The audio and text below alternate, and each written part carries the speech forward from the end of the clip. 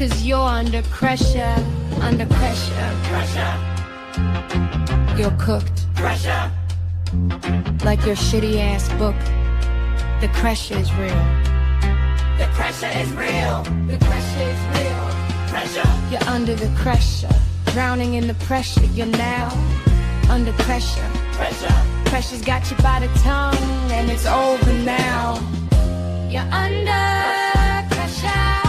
The pressure, pressure. Full force, no lecture. 'Cause we're here for pressure.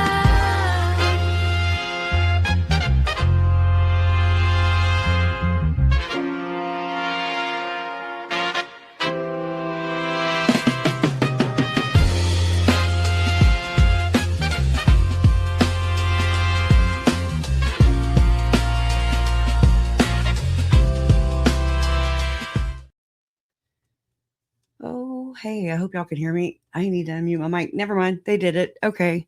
Never know what's going to happen back here with StreamYard. Hey, everybody. Welcome in. I am still feeling under the weather. Under pressure, under the weather. Still, this has been like almost a month. I swear. Oh my God, I'm ready to feel better. It's like the cold from hell.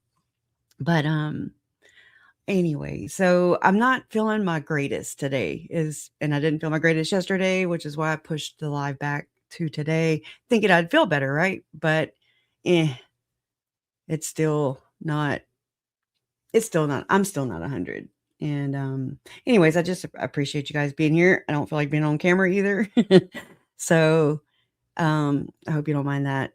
And I sent, for those of you who came from Jolene, I sent her an email because Googie had sent me an email pointing out this video short that Megan had done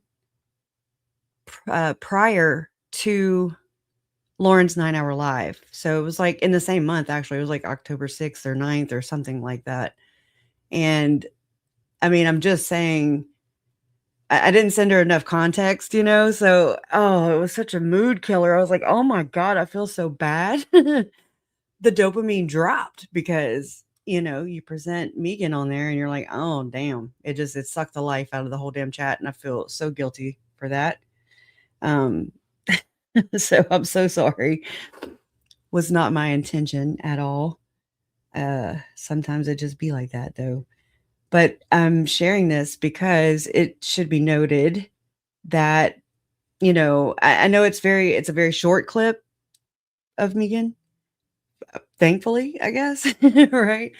But it needs to be stated that, in her recent video, her recent live stream where she, was like, fuck you, world,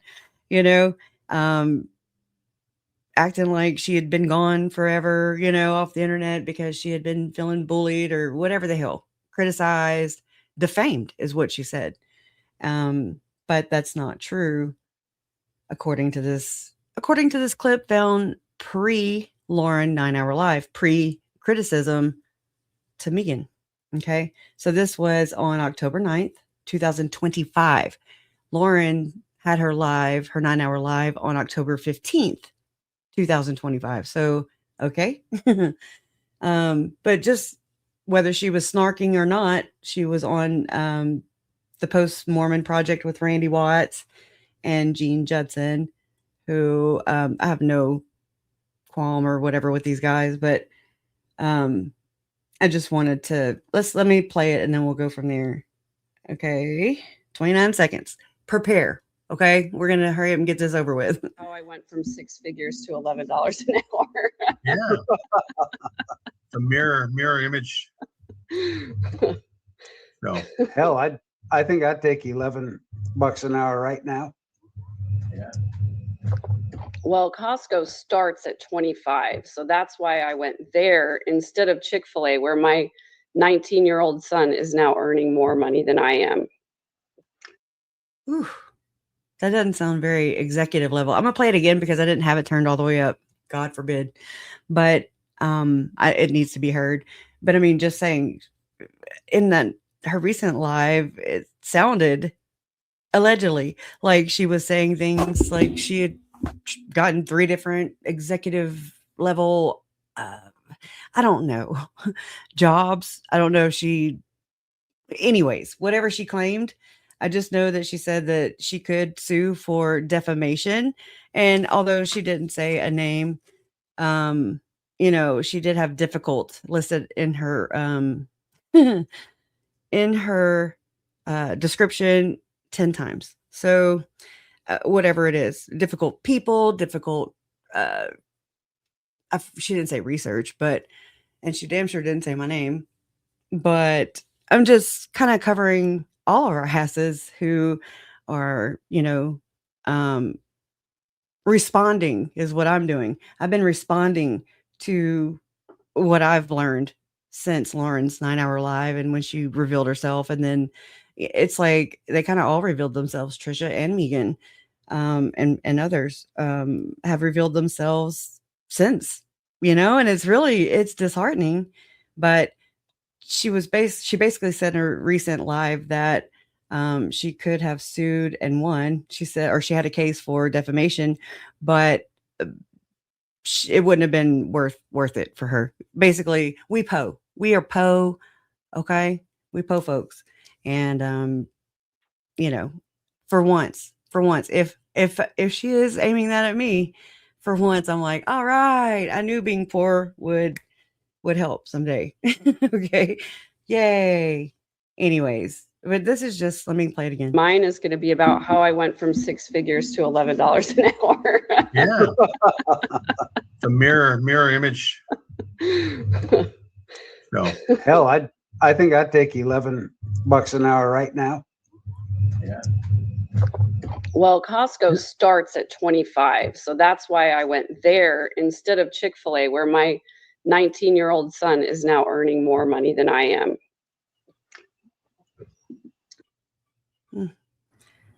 Real. Oh, damn, Tricia. And it's the right one. That's crazy. It went right to it. Anyways, okay, so I don't know if I need to fill in any blanks there. I know that allegedly innocent, but hey.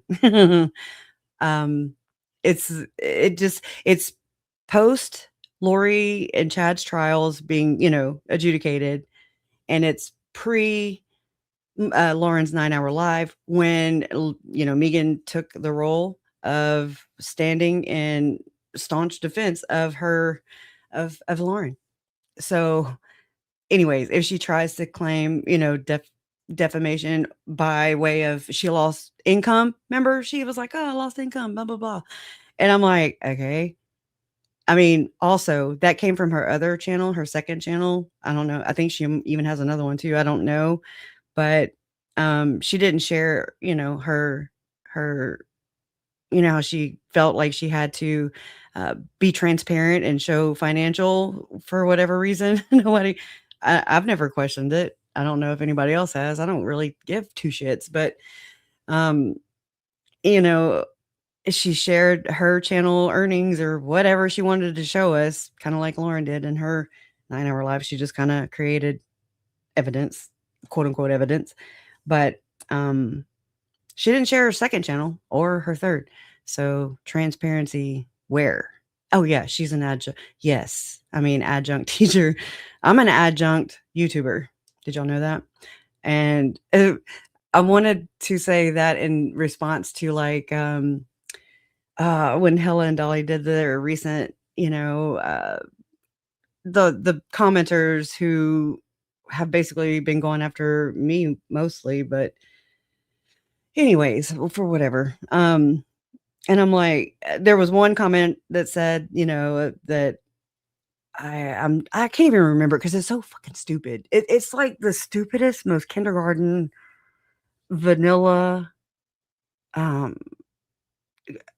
cut down. I don't even know what to call it because it's just insults. I don't really even know, but just digs, I guess, where they're saying that I'm not, basically cut out to be a podcaster. And I'm like, I'm not a fucking podcaster, and it's not a big deal. Like I'm not like, oh my God, I must make it as a YouTube sensation or a star. Okay. That's not here. Okay. I'm me. And I've made that pretty consistent throughout my presence here. I still don't even know what the hell I'm doing here. Okay. I'm just here. I don't know why sometimes. There's no direction, no plan, no 5-year, nothing.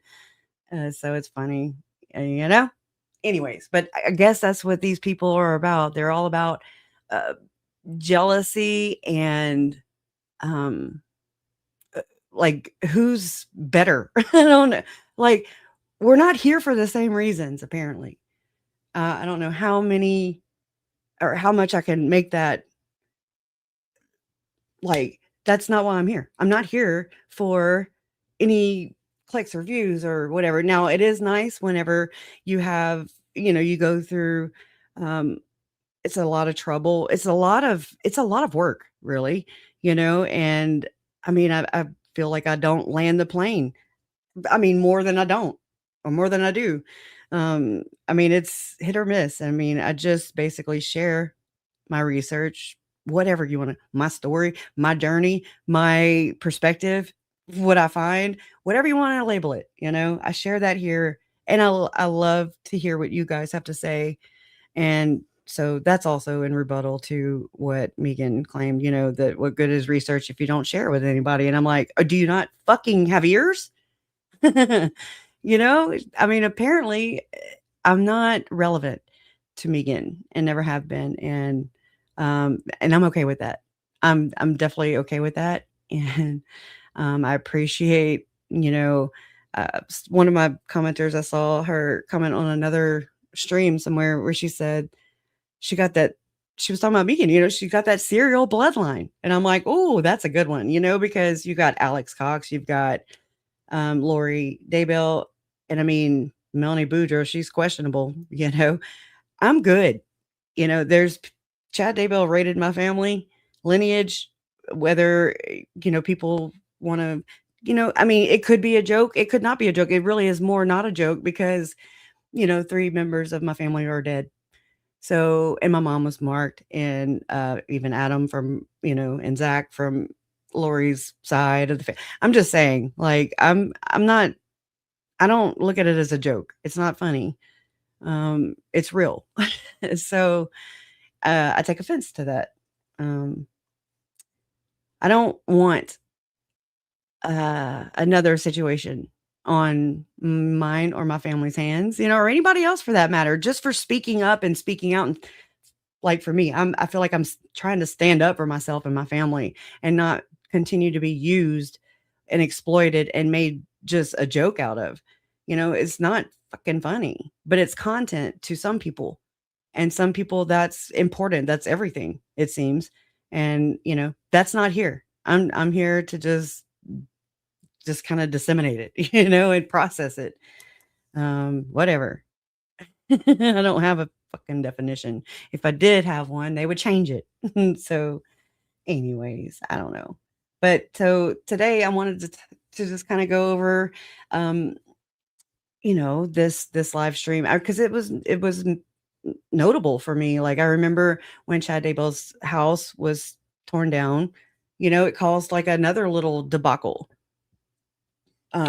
between, and this is where, like Hellas, the whole thing for me at that point in time was, it came to a head, because the Daybell property, the Daybell house was, knocked down, demoed, and there were, comments made by Hellas, and which at that time it was like, okay, but that's only in my mind, in my world, it was like only half of it, because to me it was Hellas and Lauren, okay, who made mine and my friend Jen, Elmom, kind of made our lives very chaotic and unnerving. We were being accused of, amongst others, right? We're learning that we were being accused of what do you call it? Hacker, right? Being a hacker of Lauren's channel. And at that point in time, Lauren and what's her name? Linda with It's a Crime had done a collab. And, I notice things. That's how I work. I don't know. I mean, we all do. But I had noticed whenever Lauren's Hidden True Crime collab with Linda with It's a Crime showed up on my YouTube, it showed, and this is ironic now that I'm saying this. Oh my God. But it showed, instead of showing like Hidden True Crime, or look, I'm going to show you an example. Like instead of showing, Websleuths or Hidden True Crime or It's a Crime, because it was a collab between It's a Crime and Hidden True Crime, it showed Law and Crime Network. I swear to God it did. And I was like, what the hell? And I mean, there were comments left under it even. But then after that, I mean, I want to say immediately after that, it's like, I don't know, something happened with Lauren and John's channel, but I haven't found any freaking like evidence to back this up, and I'm like, well, shit, so I've been digging and digging and digging for months now looking for that. I screenshot everything for the most part.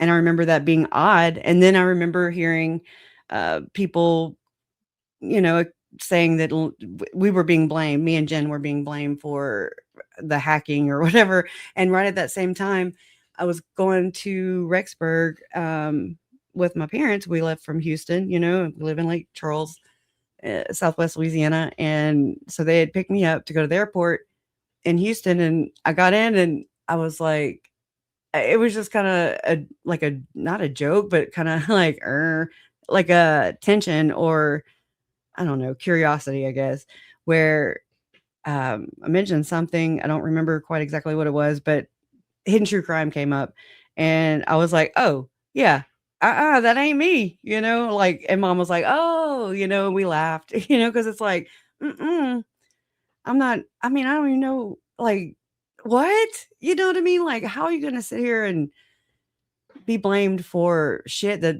I didn't do and Jen didn't do, but it seems to be that they do, This is a repeated freaking history now. This is repeated behavior that's going on and on. It's been, I think, Janice, were you also accused of being a hacker? Mr. Bright Breakfast, Stephanie, me and Jen.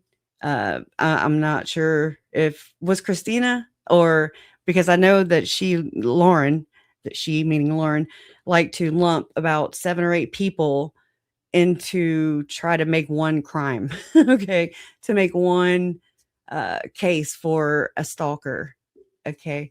And it was just like, ew. I mean, and to find out like Felicia, that she had never met some of these people, but yet she's lumped in, and then Christina's being blamed for it.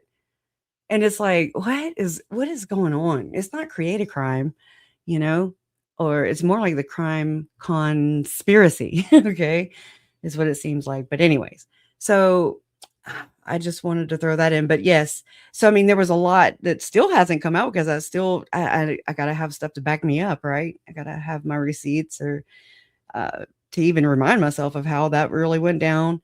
I know it all started because Jen, my friend Jen, the old mom, she had made a video, unbeknownst to me, right, about exploitation in the Daybell case. And I saw it, and I was like, oh, like it meant so much to me that she did that. She did not mention a name. She did not mention a channel. She did not mention nobody. She just said exploitation in a Daybell case. And then there was like this big fallout after that. The flying monkeys come, they attack your comment section. They attack the person. They attack the character is what it is. It's out of the old ass playbook. Okay. I mean, it's like so old. And, anyways, so then I know, and I have to look more into this to be more detailed about it. I'm just trying to kind of sum it up, but I'm not very good at that.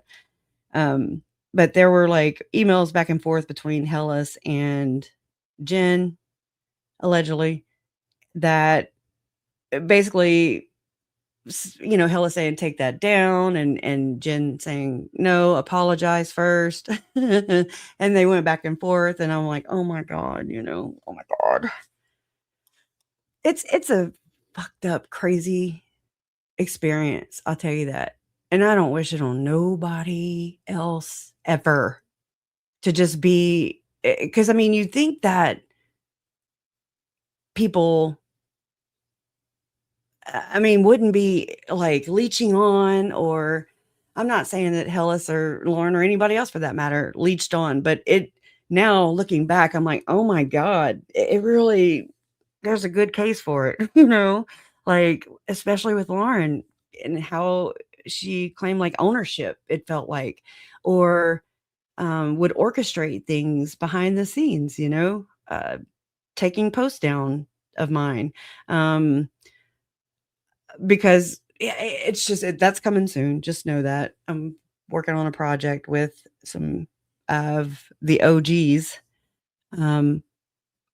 with Lauren. Okay. And instead of going backwards into the story, we're going to try and tell it from this point to this point, moving forward. And, we'll try it because it needs to be recapped. And since I'll have help, it won't be so, out there. But at least that's the idea. So, because it's pretty nasty, and it's really gross, and it's a problem, and we're not new, we're not like, it wasn't invented with Tylee and JJ and Charles, Tammy and Joe. No, I mean, it's just my perception, my experience, whatever, of how it is with the Daybell case, so it's like, it needs to be shared. It needs to be talked about. It needs to be exposed, in my opinion. So, but yeah, so there's some fallout with Hellas because of something, she said something about my mom had commented about the Daybell property and the nonprofit, the new nonprofit that cropped up called Crossroads of all things, that bought the Daybell property. And that, Hellas had leaked or not leaked, but she's the one that kind of shared the news about the nonprofit. And I want to say she had said she had talked to him. And I mean, I just want to say this too.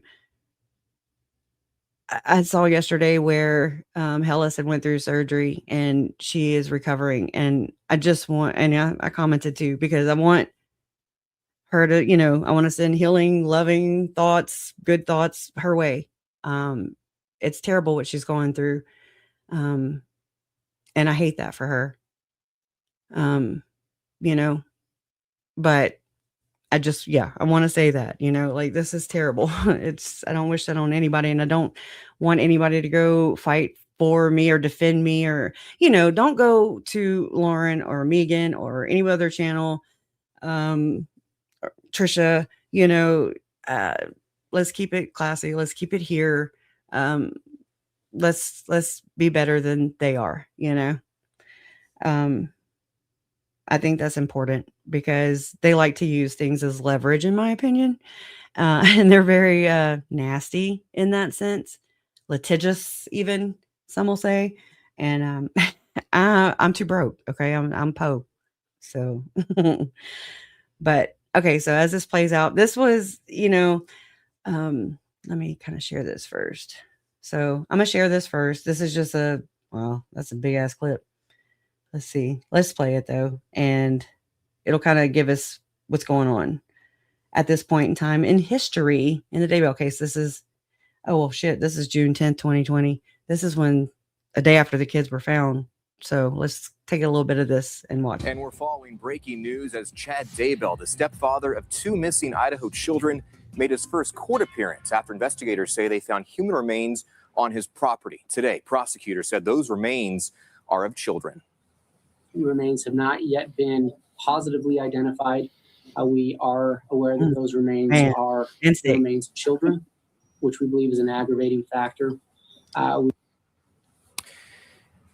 And Fox 13's Lauren Steinbrecher is near Chad Oh, okay. Daybell's I didn't know home in that. Idaho. Lauren, what's the scene like out there right now?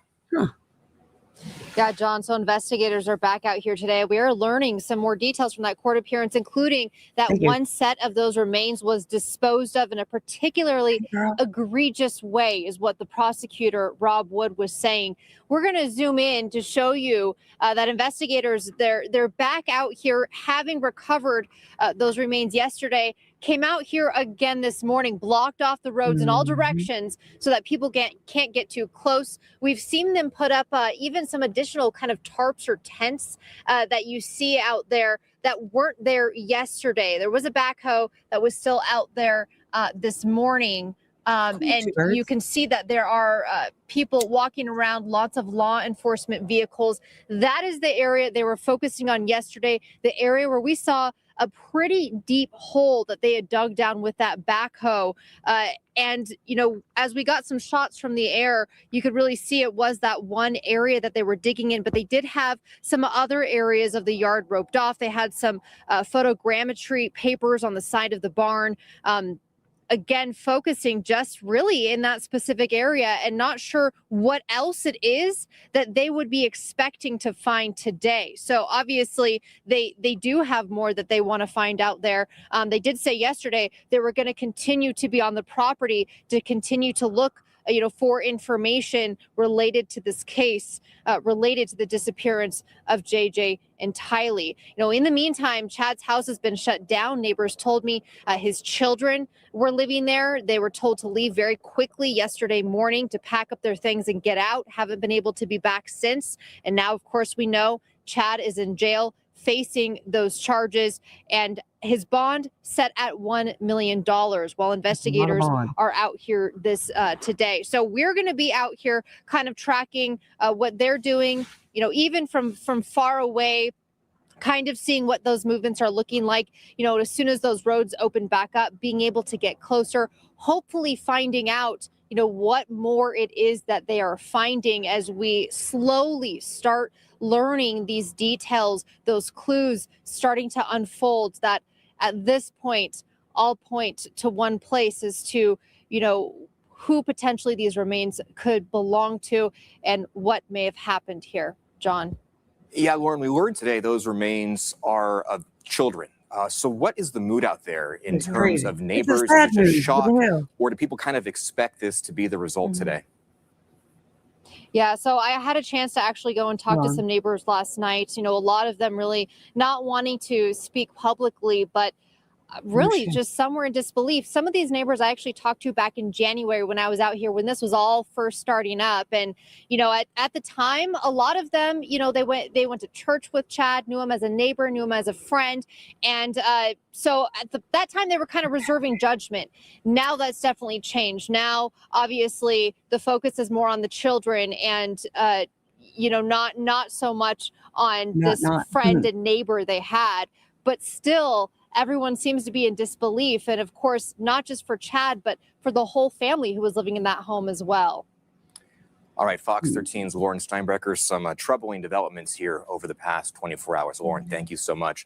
We want to go down to Fox 13's Adam Herbetz. He is live outside the courthouse. And Adam, again, not very much information that was new today. I guess the big nugget was that those two sets of remains were of children. What else did we learn today from this hearing? Yeah, that really is the biggest piece of information that they have been able to reveal so far just in this short hearing. Of course, it is just one more step towards heartbreak. Of course, we first learned about the human remains yesterday. They revealed this morning that it was two sets, and now they are revealing that those two sets belong to two children. The other stuff that we took away from this case, of course, Chad Daybell now being represented by a new defense attorney, his third one so far this year. And we're learning that his bail is set at the same amount as his wife's, Lori Vallow, about 12 miles away in Madison County. Of course, they have not been able to find the money to get her out of jail. It will be curious to see if they're One, he tried hard. That was so gross, learning all those details around asking his neighbors and trying to get them to put their houses up for bond, Ew, that's so bold. able to find the money to get him out of jail. If he does, he will be under very similar restrictions, only allowed to be in certain areas close to his home in Rexburg, Idaho. The other nugget of information we learned from his new defense attorney, John Pryor, is that apparently Chad Daybell was on his way, according to his defense attorney, to turn himself in. We know that that search warrant was served at about 7 o'clock yesterday morning. At some point after that, they found the remains, and at about 11:30, they pulled him over in his car and arrested him. At that point, the witnesses we spoke to said it looked like Chad Daybell was driving very fast. At some point, those unmarked police cars surrounded him, and that's when they got him out and put him in handcuffs. The witness we spoke to said she wasn't confident. She didn't want to say for sure that it looked like Chad Daybell was trying to run or trying to flee from police. Of course, we know that that's not one of the charges that he's being faced with, but at the same time, she did not want to rule it out, and it's something that the defense attorney, John Pryor, talked about today. Of course, the big date we're going to have to circle on our calendar now is July 1st. That's the date where we'll finally, hopefully, be able to learn new information about what exactly led police and led prosecutors to charge these two specific charges. The information that's typically released today, the date of the arrest or shortly after the date of the arrest, that has been sealed to the public and to the media, we're told, due to the ability to not compromise the integrity of the investigation. When I asked the assistant chief of Rexburg PD about that yesterday as to why the search warrant was sealed, he said it's because of the intense amount of public and media interest. Okay. God, I feel like it's going on and on and on. I don't know. I'm so glad you shared that, though, Janice. I didn't know that. I didn't know that anything had gone on past that besides the policeman or the sheriff or whatever going on Tricia's show after that, after the bone thing being found. That makes me feel better, actually. So, ew. Okay. And I mean, so what I woke up to was, so that was June 10th, 2020. That was a day after the kids had been, found. And then this is the date. This is like in September 20th, 2024, breaking live reactive demolition of Chad Daybell's house. And I mean, the day before, I'm not doing this right. Hold on. Let me get this together. I have so many damn YouTube windows open. It's the tabs. Okay. So this one, this was, this was it. So this was September, should be 19th. Yeah. September 19th, 2024. This is Courtroom Insider inside Chad Daybell's home. It was like a tour that Nate Eaton did with East Idaho News. And it says Nate Eaton gives you an in-depth look inside Chad Daybell's former home and shows you around his property. And that's about it. So I'll play this for a little bit. When I got a text message that the police were... Let me back it up. That I actually went to the house. Shit.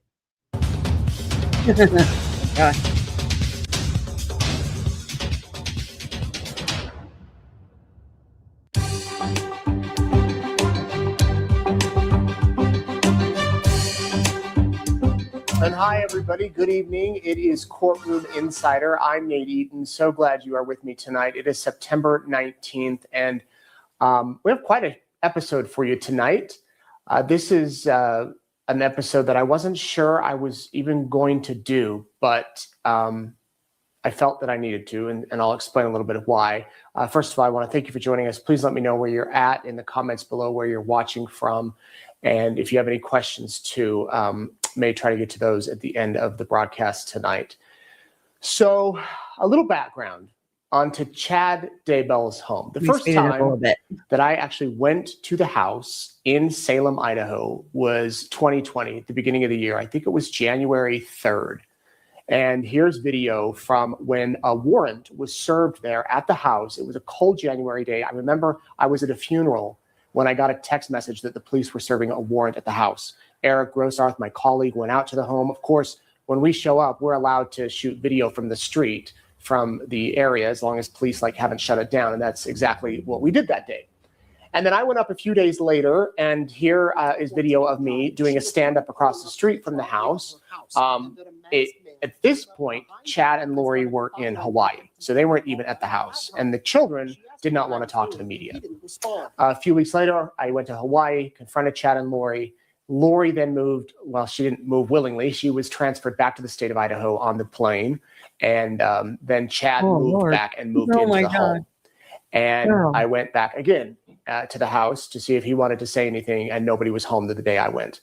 And then I've been out there, of course, tragically, within days after those JJ and Tylee were found buried there on the property. I've been out other times along the fence that was set up across the street as a memorial to those kids. And I've driven by countless times, but I've never been inside the house, and I've never really been able to look around the property. I can't imagine. I never, to be honest with you, thought about it. Never really had a desire to do so. And a few weeks ago, the new buyers of the home, S.J. Healings Crossroads, reached out and asked if I wanted to go through the house. And originally I said, no, I have no interest. Sounds creepy, not interested, seems a little bit voyeuristic. But after we got off the phone, I thought, actually, maybe I should, because the house and the property were such a pivotal part of the trial, of the whole trial. How many days did we hear, is the house 1 or 2 stories? What's the cozy cone? Where was Chad? Where did Tammy die? The cozy cone. Where were the children found on the property? There were all these things that we heard about at the trial, but really none of us, most of us, the vast majority of us have never been there and seen it. In fact, the detectives and the officers that served that warrant the day those kids were found, the vast majority of them have never been back. It's not like they can go back and come and go as they want. I asked a few of them if they wanted to go back. They said never again. And so I called back the owners of S.J. Healings Crossroads, the nonprofit. They want to be anonymous, the owners, the people running it. And I said, would you mind? I'd like to go through it. And can I bring my camera? Yeah. And they said that would be fine. And they want to be anonymous again, but they said that I could explore. It was on, oh my gosh. It was called Doomsday. And I remember the scene in there too, where Mom and Larry are standing outside the house or in the truck. I forget if it was in the truck or what, but Larry said something like, oh my God, what if they were here? Or what if it was, I don't know. There was snow on the ground. So it was before the kids were found, but he was just saying something like, what if they were here?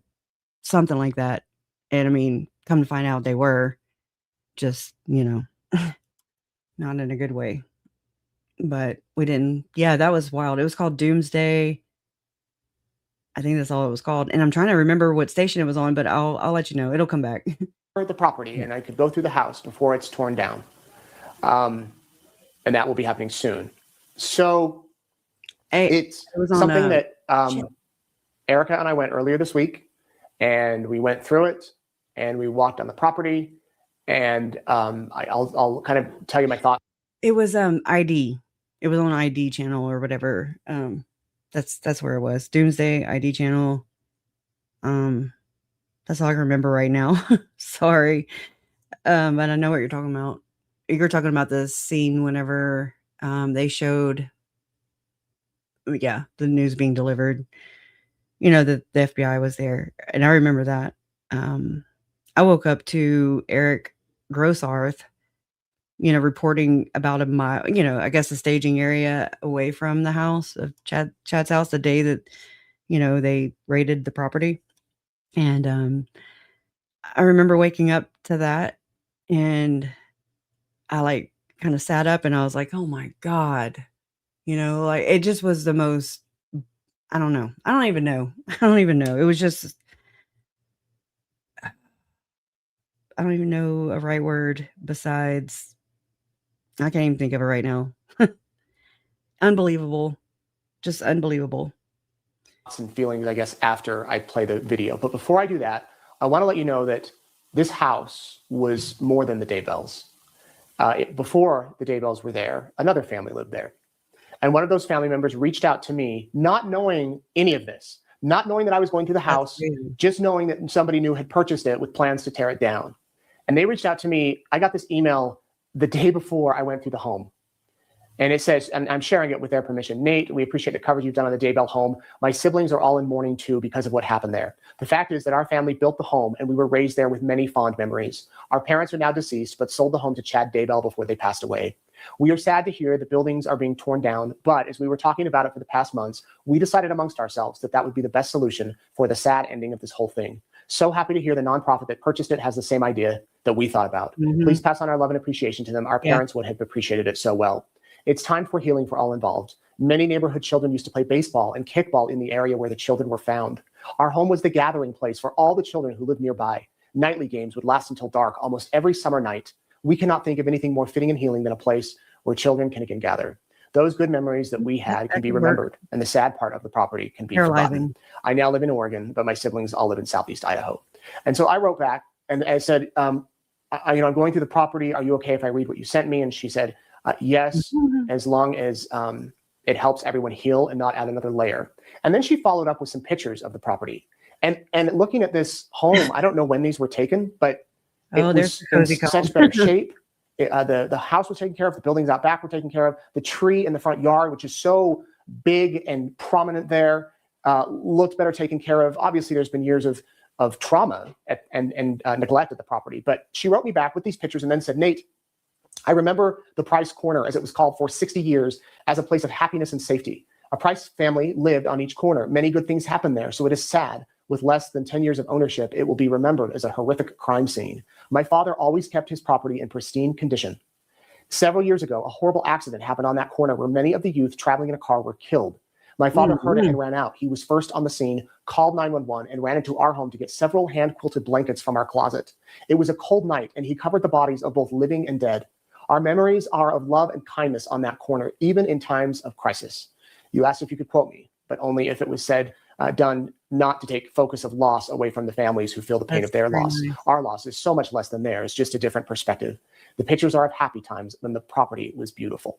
So I want to give that context because this was a gathering place. Before Chad Daybell moved in, I can just imagine when you close your eyes, kids from all over playing on that property in the backyard. Yeah. I just want to pause that for a second and share this because this is what it was like June 9th. Nate Eaton flies over Chad Daybell's property in the East Idaho News helicopter. A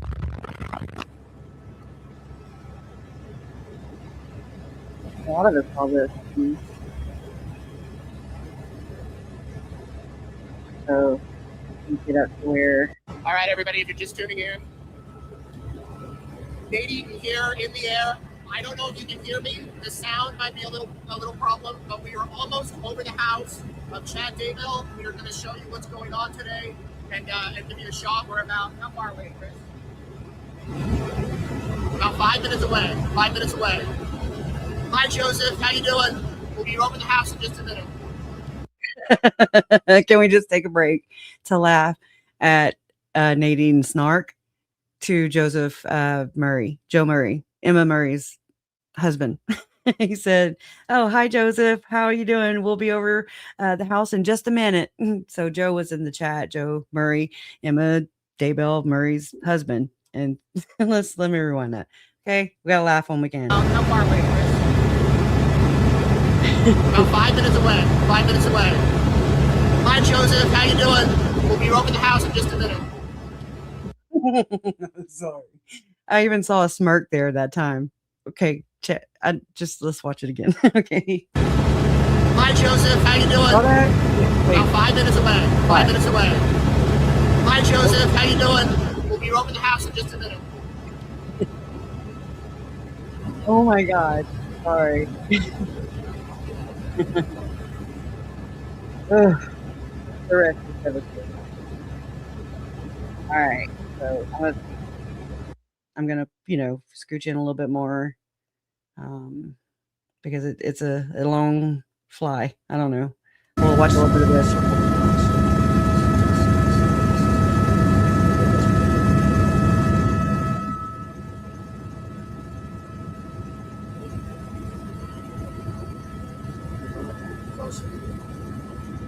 How this thing goes.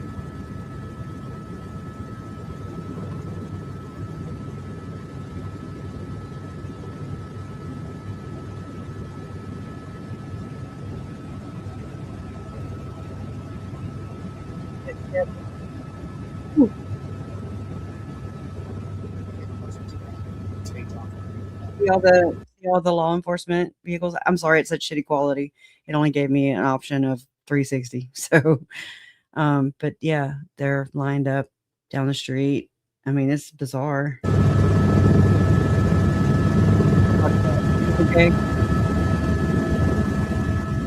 Yeah.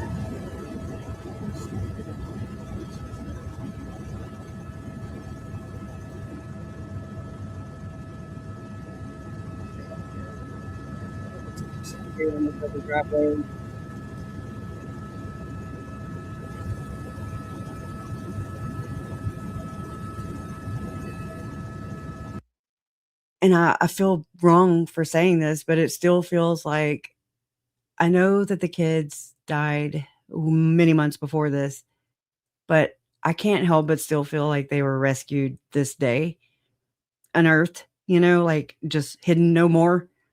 I know that's not accurate. You know what I mean? I know it's not.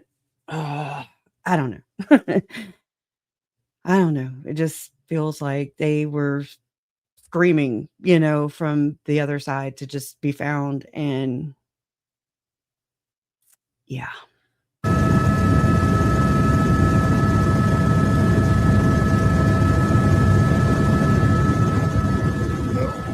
For real. Absolutely.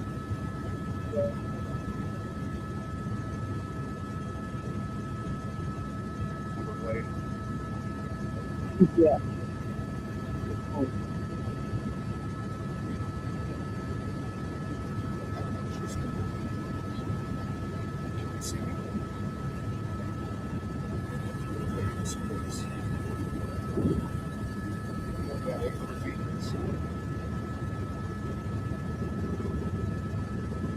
Wow.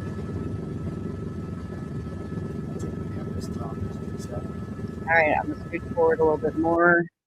Let's see. I don't know where he comes from. Okay, here we go.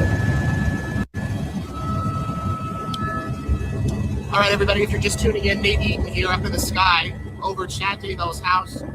Here's what we can see. There are multiple police officers here. There's at least one canine dog. It looks like there is an area of focus in the backyard.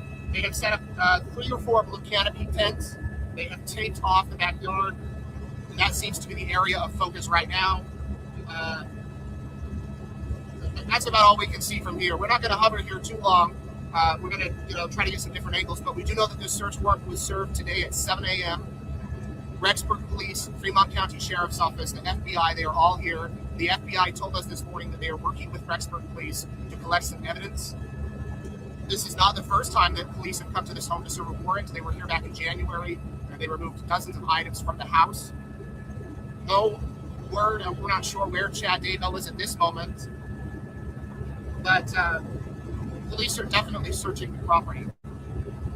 We're trying to give you the best angle we can from up here as we continue to bring you some footage.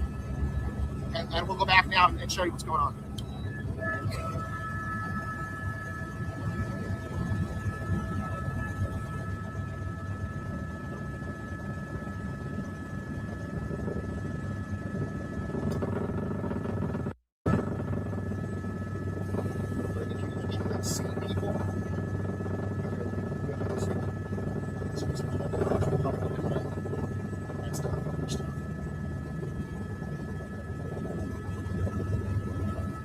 Got some photos.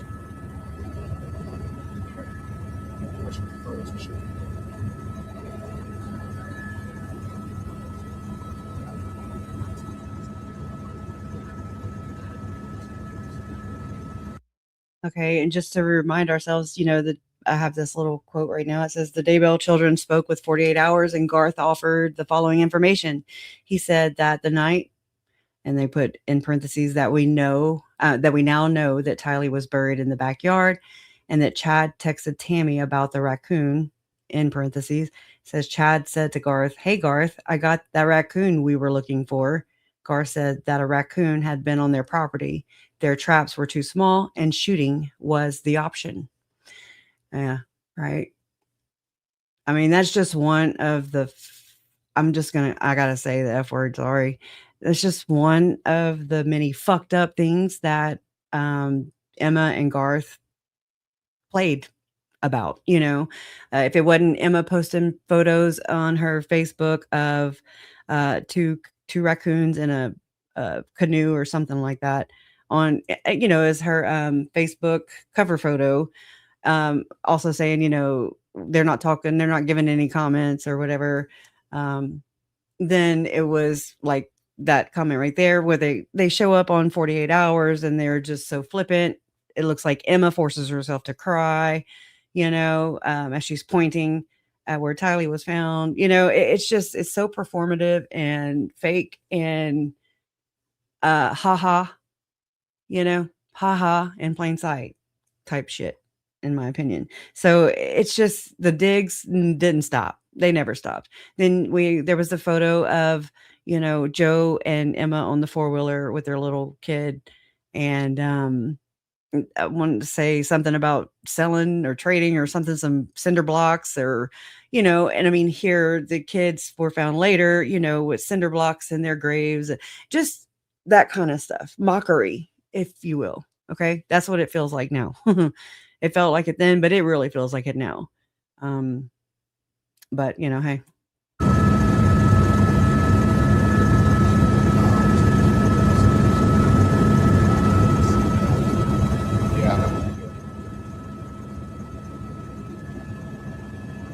Also, this, Justin Lum had reported on March 31st. I think this was 2020. Yeah, 2020.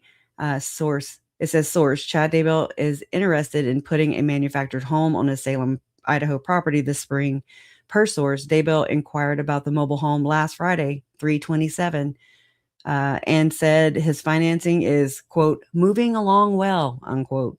The phone number he used checks out as the same he registered in Kauai. So, it's just nothing to see here, folks. But yet behind the scenes, he's approaching neighbors and asking them to put their houses up. So his side piece, can be out of jail with that big ass bond.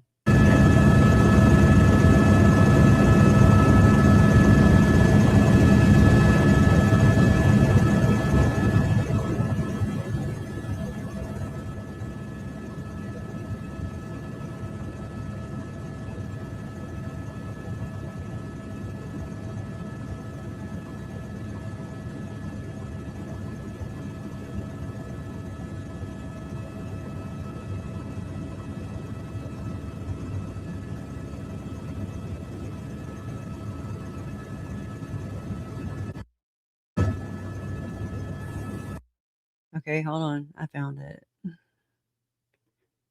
I mean, this is just one of them. Chad's son.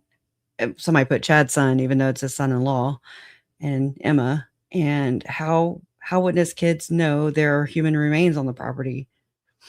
So, it's these kind of things. See the cinder block. But I remember him putting an ad in the paper or something about trading, compost and it's flippant, it's just fool me once. Anyways.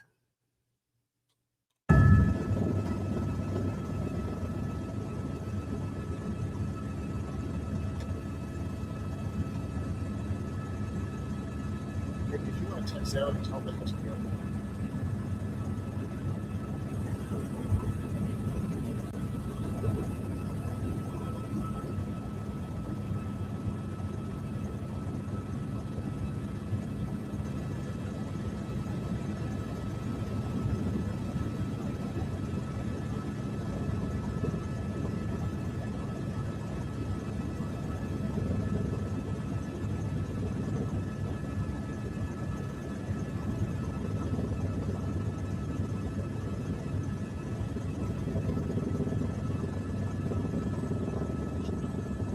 I just found this too. Multiple witnesses tell eastidahonews.com that they saw several officers pull Daybell over near his home around 11:30 a.m. So if they served the warrant at 7 a.m., this is happening where Chad's pulled over around 11:30 a.m. Then we saw him most of us saw him in the back of the police car. Body cam, footage basically of him and Emma talking and all that jazz. So he was wearing a baseball cap, gray button-up shirt, and blue jeans. Witnesses say he got out his silver SUV, was placed in handcuffs, and put into a police car. His vehicle was then towed away. Fremont County Sheriff deputies, Rexburg police officers, and the FBI arrived at Daybell's home around 7 a.m. The warrant from the Rexburg Police Department is sealed, so it's unknown what information officers are trying to obtain. The EastIdahoNews.com helicopter flew over the property and spotted a backhoe in the backyard, blue canopies, tarps, and a canine dog. A canine dog, which, I mean, I do have a chatter every now and then. I'm pretty sure that was part of those teams, the canine search team. I just don't remember the username, and I'm sorry for that if you're here. Thank you for your service, better quality.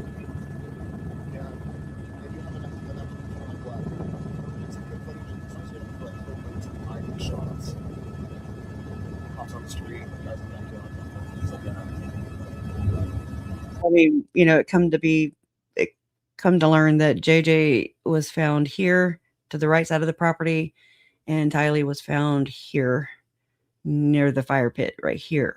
Okay. In the back of the Daybell property.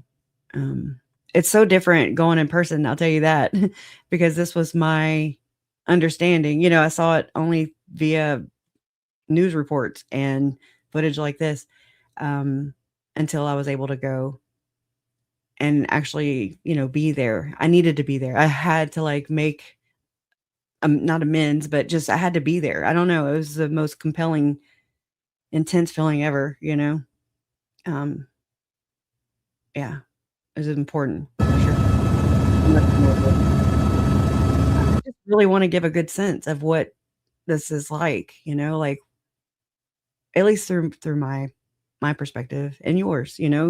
A lot of you caught all this and have been here even before this, when we were looking for the kids. And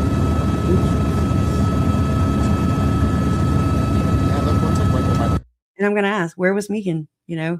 Why did she wait till Cousin Lori's trial to make her entrance?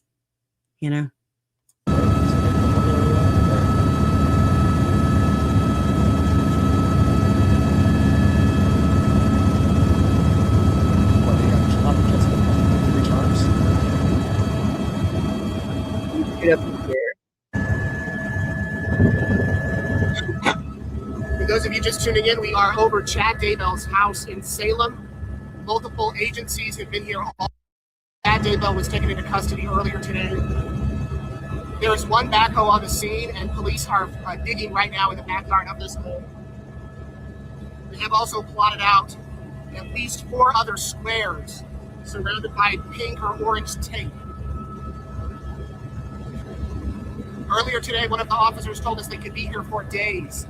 This search warrant could last longer than just today. It could be tomorrow and on to the rest of the week.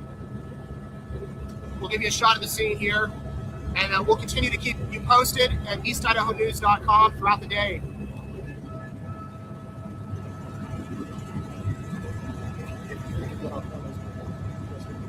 Yeah. Weren't they? They were very good at that. They were Johnny on the spot at that point in time. And it's interesting to learn who jumped on the bandwagon to promote them. Especially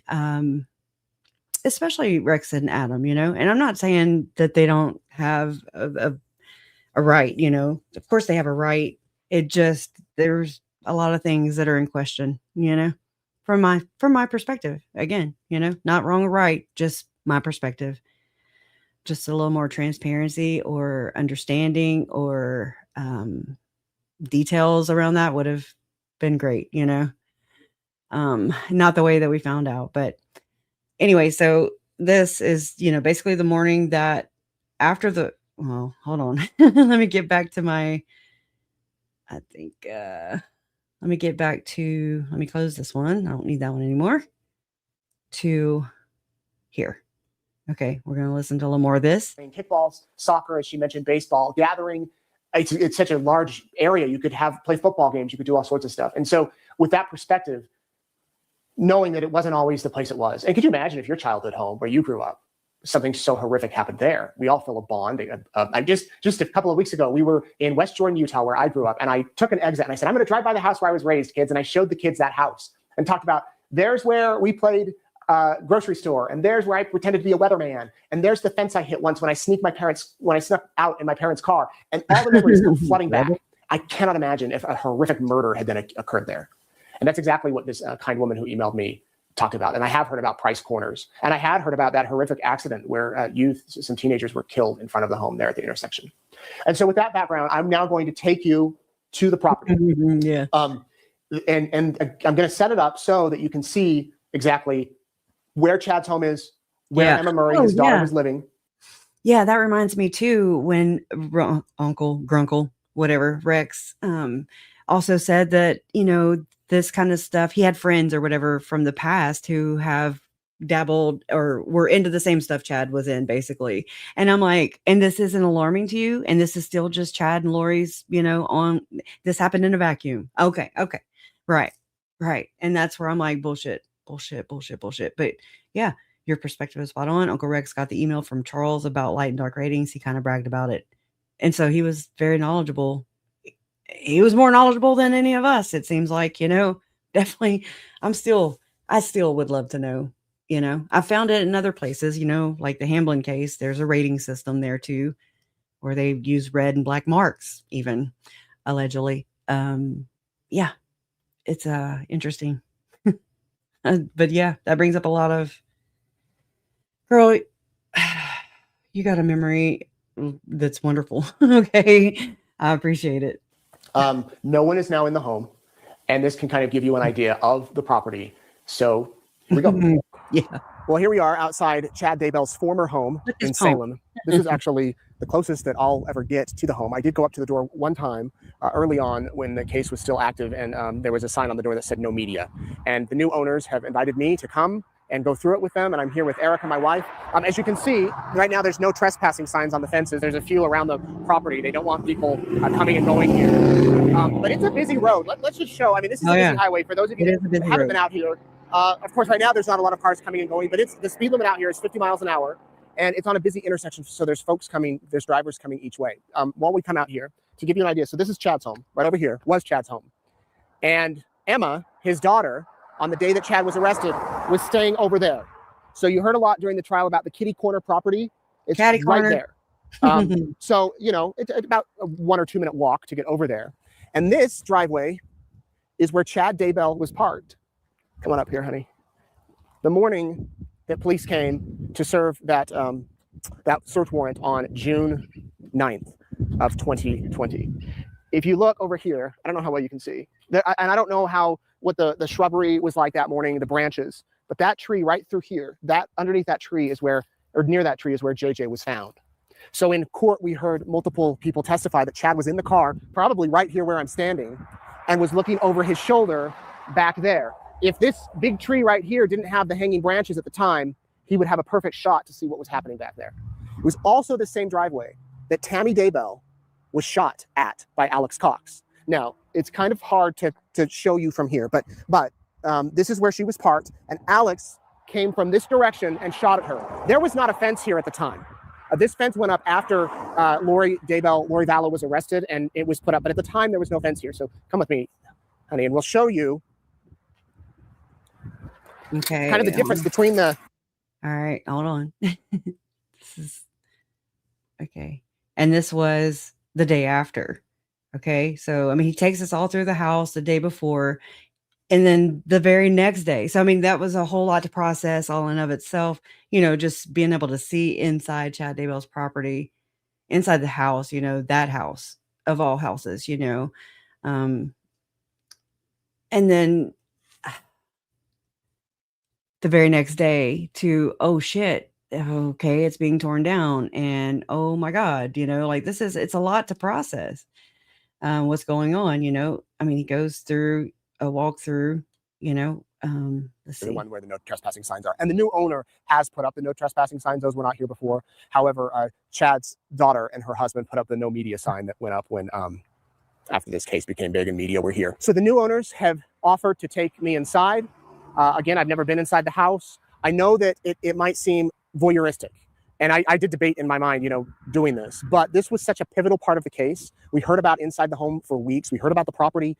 And for us to really understand the layout of the property, just the different driveways inside the home, I do believe there is a journalistic purpose in going inside, even if it is to help understand and tell the full story. Some of you might disagree and think it is too voyeuristic, and I can respect that opinion. But we're going to head inside now. I've never been inside.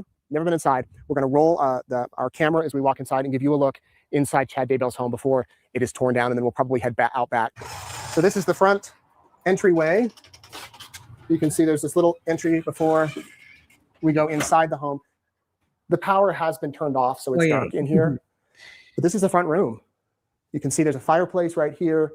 The buyers told me that, when they went through it, there was obviously stuff here. In fact, throughout this video, you might see some of the photos that they took when they were going through the house. But this is the room where they were informed, or when the neighbors came over that to bring gifts after Tammy had passed away. This is where Chad was, and this is where their son Garth was. Of course, Emma didn't live here at the time, but a few days after Chad Daybell was arrested, Emma and her husband, Joseph Murray, moved into the home, so they took possession of it. Do you remember whenever? Oh my gosh, I never can remember his damn name. I'm so Tiger True Crime. He also went to the Morphew. Y'all know it. I know y'all know who I'm talking about. The YouTuber Boots on the Ground guy, Tyson Draper. That's his name. Where he actually showed up at the Daybell house at that very time whenever some of the Daybell kids were actually moving stuff from across the street, which in the South we say catty corner, not kitty corner. But anyway, so yeah, he kind of ran into them at that point in time. So there's that part and too. So they've been living here for the past 4 years. So we'll just walk through this again. The front room, you can see there's some light fixtures that probably came with the house, and lights on the wall. It is an older home. And then did you show the fireplace, honey? Older fireplace here. It looks like this is white rock. He needs to stay. He needs to keep his job and not be a realtor, right? He's like, yeah, probably original. No, he tries. And if we go down here, the hallway. It's just, I don't know. Tell you, it's much smaller than the photos, in my opinion. Much smaller than the photos showed us in the court. I mean, this is like a ranch home. Ranch style. Pretty narrow hallway. This is the only bathroom on this side of That the is house. very yellow. God, it looks like Lauren's blouse that day. Only one bathroom on this side. This looks like a girl's room. Just I say that because of the pink walls. Then there's another room here to the left. We can come on in here. Closet. I get great satisfaction knowing that Emma probably busted her ass cleaning and then only to get torn down. Okay. All right. There's my little petty dig. Okay. Now, this next room is the master. And this is the room where Tammy Daybell was murdered. And from the photos, again, in court, the photos we saw, the photos I've seen since, the room seemed much bigger than it is. The bed was here. And I believe it was on this side that they said Tammy fell out of the bed, which she did not. So this is their room. 911, where's your emergency? We're at 202 North, 1900 East. What's going on? We just found my mom. She's on the ground frozen, or she's stiff, and I don't know. Are you in Madison County or Fremont County? Hello, I'm Chad, the husband. The husband. She's clearly dead. We don't know. Sorry. Okay. Okay. Are you in Rexburg or He's is the got address to on the Rexburg address that you're in Fremont County? It's a mile best. Okay. Oh, no. Okay. Oh, hi. Yeah, she's Poor dude. She's frozen. Can't even fucking act good. Yes. Yes. Okay. Can I get your name? Chad Daybell. Oh, man. Oh. Okay, Chad. I'm gonna get somebody up to you right now. Okay.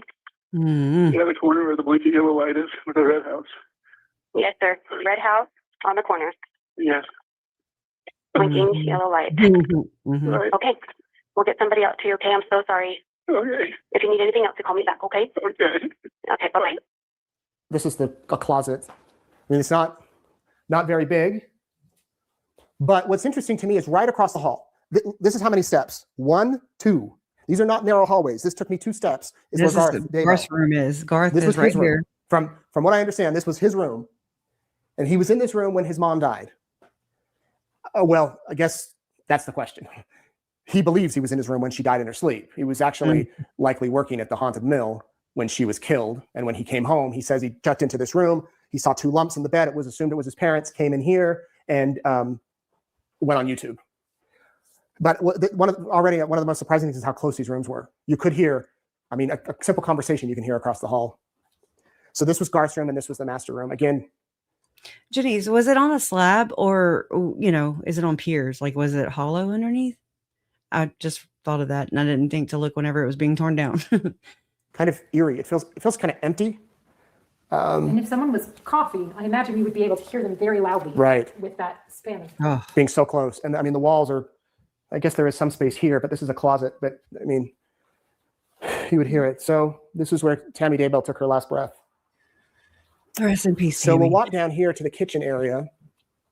Again, there were photos given to us that kind of show what it looked like. This is the kitchen. Come over here, and I don't know how well you can see with the light, but if you look out this window, you can see the pasture. You can see the outbuildings, the red barn area. You can see where those bodies were buried. And, I guess if you don't know what's out there, you don't know. You wouldn't think anything of it. But you've got the 2 windows. Chad Daybell knew. Every time he came here to the sink and looked out there that there were 2 children buried back there. I don't know. Tammy, though, she didn't know. Now this is the kitchen. This is the main part of the home. The next part of the house is attached, and was the big question during the trial: is it a 2-story home? Is it a 1? Legally, technically speaking, this is a 1-story portion of the home. Okay. But to get to the cozy cone, as they called it that because on the movie Cars, they're saying it looked like the cozy cone on the movie. I feel a little bad because I'm playing so much of it, but I don't know. I want to watch it. I don't know. So I hope y'all can kind of overlook that. I feel, we'll go into the other stuff. Trust me, it all goes from one cup to the next cup, it spilleth over. Cars. But we come out here, again, we don't have power. So this is the garage, which was full of stuff from what we're told when here comes when the buyers came through. So this was the garage. And then this area, you want to come in here, and this is storage, just shelves, older storage area. And then what's interesting, you remember Chad Daybell writing about feeling like Harry Potter trapped under the stairs, and he was able to get out and see his goddess lover. There is an area under the stairs here. I don't know if he was referring to this, but kind of interesting that there was this area in here. And again, this will all be torn down by the new buyers. But if we go up here, this is the door to the cozy cone. So we'll head up. I never hear cozy cone again. Try to show you, in here is shelving, a lot of storage. This is where Chad Daybell was served the warrant on June 9th of 2020. And he stayed in that master bedroom till Tammy died, and then he moved to Hawaii.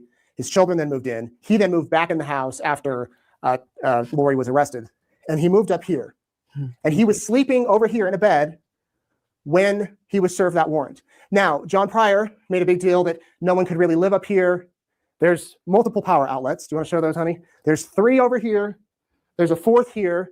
There's 2 lights. There's a light switch. It's pretty warm up here. I don't know about the AC and heating. There's a 5th plug, though. You could bring in a fan. You could bring in a space heater. It's kind of warm up here right now. And someone could definitely stay up here. Let's show you the view out the window. I can't imagine Chad Daybell ever being any kind of hot. Okay. Okay. So this is the front. Can't really see much out that window. But if we go over here, and I believe they showed in court the view from this window. You've got your eye on where JJ was buried, and you've got your eye on where Tylee was buried. You can see both very clearly. So, any thoughts up here, honey? It just makes me sad. It makes me sad, and it has a weird energy in there. I know that's a sensitive thing to say for this, but it feels. Yep, here feels.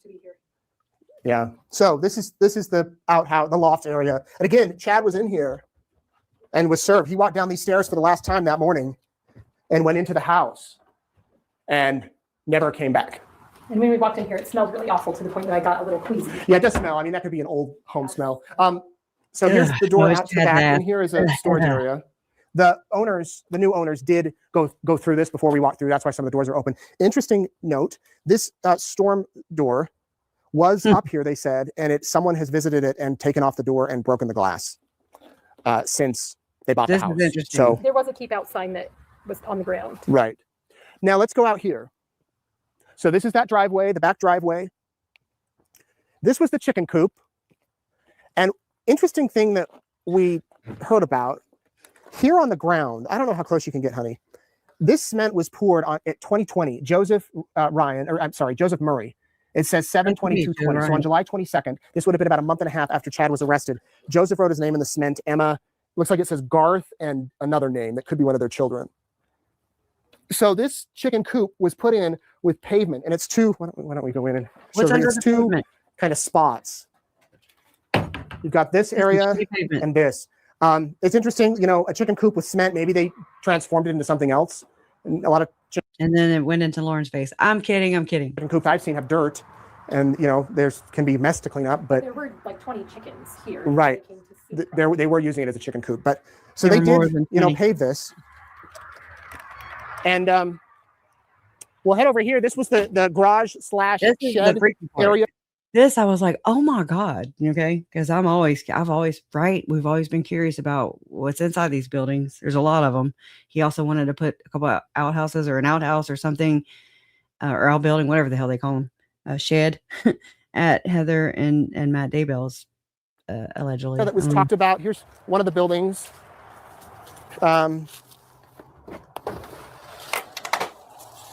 Looks like a horse. I don't know what this would be used for, but horses. In here was the garage where the tools were and where the police searched. And this, you can see that the cement needs repair, but this was where the tools were kept. And we go in here. Okay, right. This is interesting to me. The new owners tell me that when they came, this said Spring Creek Book. Do you see that right there? Where it says Ray's Playpen? That, I was like, what the fuck? Okay, because we heard in court, the recording of Lori and Chad bantering on about visions of glory topics and angels of pillars of light, whatever the hell. And then they talked about, or at least Detective Hermosillo, at the time, Detective, he's lieutenant now, but Detective Hermosillo at the time, claimed that Lori and Chad were referencing talking to dead Alex after he died, kind of like Beth B, right? But I think it was more code talk, either way, whatever it is, it's to one's own interpretation, because we'll never get the damn truth. But I just find it fascinating that if that's true, if, they were referring to Alex Cox as Ray, then this is interesting to me because it says Ray's Playpen. And I'm like, I got questions, lots of fucking questions. And I guess there's more. This may have been where they stored the books and kind of ran the business. There was signs and it was stacked with books. And an interesting sign that was here, probably from before Chad's time. This is calf heaven idea, is to preserve life. It is not easy, but a fun challenge. God be with us. Thanks. So when this was live, I remember that caught me and I was like, this is calf heaven. Idea is to preserve life. It is I can't hardly read it. It is not easy, but a fun challenge. God be with us. Thanks. I mean, here you are, you claim to be LDS, you're serving a calling for the church, blah, blah, blah. And then, so I typed this phrase in, to my Google search, and it brought me to, let me see, it's calf Heaven. Okay. Let me share this. It's about the red heifer, the episode of the golden calf. To me, it's very it's the sacrificial element of this belief system. Okay. At least part of it, whatever. I mean, oh, some calves. Okay. It brought me to like, let me go, where's books? Do they have books? Oh my gosh. I don't have it on hand, but it brought me to like, it's called the, oh my gosh. Oh my God. I'm trying to remember, not Agrippa, Agrippa something. I don't know. Anyways, I don't really remember too much apparently. So I'd have to refresh myself on what, it just is weird. It's just fucking weird. Trying to find the damn, okay, here. So it's just weird, Damn it. It is not easy, but a fun challenge. God be with us. Thanks. I don't know what that means, but the owners tell us that this sign was over there. And when they came, it was moved. So somebody broke in just to move it. It's kind of weird. So I don't know. And then when you go out this door, so this was, again, remember in court, we saw the pictures of the tools laid out. They laid them out in the shed. Through here, this was where the fire pit was, where Tylee was buried. Mm-hmm. And it's just surreal to be here on this property. And if we look over here, this was where JJ was buried. There's the tree, of course. And I'm told, the new owner told me that you can still see the disturbed ground where JJ was found. And there's the water in the pond, which is always not that full. But if you look over here, where the ground looks different, that's where he was. It's wild to look at just at the property. The Daybell is owned out till that fence line. But the fact you could see like a mountain or hill, whatever the hill. I don't know. I'm from Louisiana. We don't have any of that. But it was beautiful out there, besides just the horrible things that happened. Just ew. The fact that the police were able to find those kids relatively quickly that morning, it's just amazing police work. And obviously Alex's phone had pinged. So the question is, when he came here to bury JJ, as I mentioned earlier, there's that fence there. He easily could have just pulled right up to. He had a pickup and driven back here and buried JJ. And that was they buried Tylee first over here. And so, you come back, you bury JJ, easy access to the property. You could just drive right out here.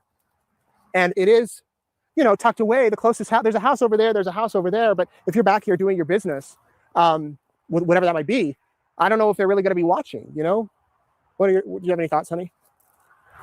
Well, I think if there was a fire, you would see it from some of these adjacent houses, especially a big one. Right. There's just a somber feel here. Yeah, it just feels sad, just eerie, just so tragic. For those of you not from Idaho, around this time of year in the fall, a lot of people, especially on acreage, will burn their debris, leaves, burn piles of leaves. So this was the burial site of Tylee Ryan. You can see that all of the stones around the pavers around the fire pit have been removed.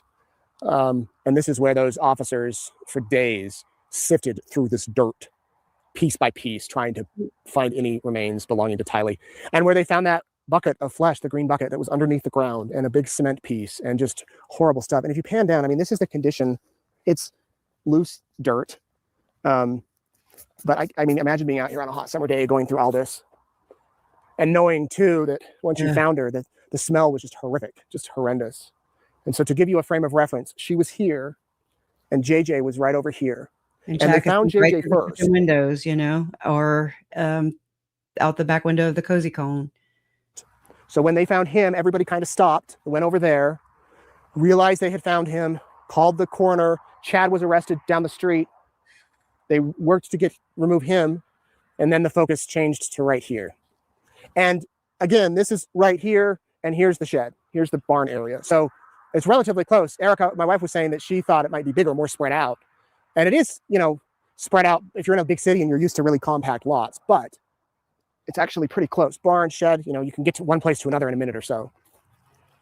Chad Daybell's home. Within the coming weeks, the new owners are really looking to tear all this down.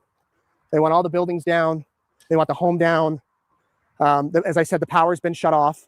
There is water to half the property, but that's probably been shut off. So these buildings over here will be torn down and hauled away, and then there'll be materials that can be used for recycling. And then it will be to be determined what happens with the property. So that is a look at the Daybell property. Erica said it best. It just feels sad, empty, yucky, just, yeah. Shame that none of this needed to happen. Right. Who would have thought it'd be right out here? Now, after we left the house, I told Erica, I said, hey, let's record to show. And so there it is. There's the property. Before I tell you my thoughts and feelings about it, I do want to play one more clip, because that LDS church, the Salem church, was again a big part of the trial, where Alex Cox's phone was spotted the night Tammy Daybell died, where he had been, where Chad Daybell was said to go and write his books. I wanted to show you the distance between Chad's house and the church. So we shot a video to give you some perspective. Here's the Google map that shows exactly the distance, but I wanted to show you how quick you could drive it. So if Alex Cox had to leave that church and get to Chad's house, or Chad had to go pick him up, or whatever the situation was, here is some perspective on how long that would take. Okay, so to give you an idea of the distance from the house to the church, here's the home, right?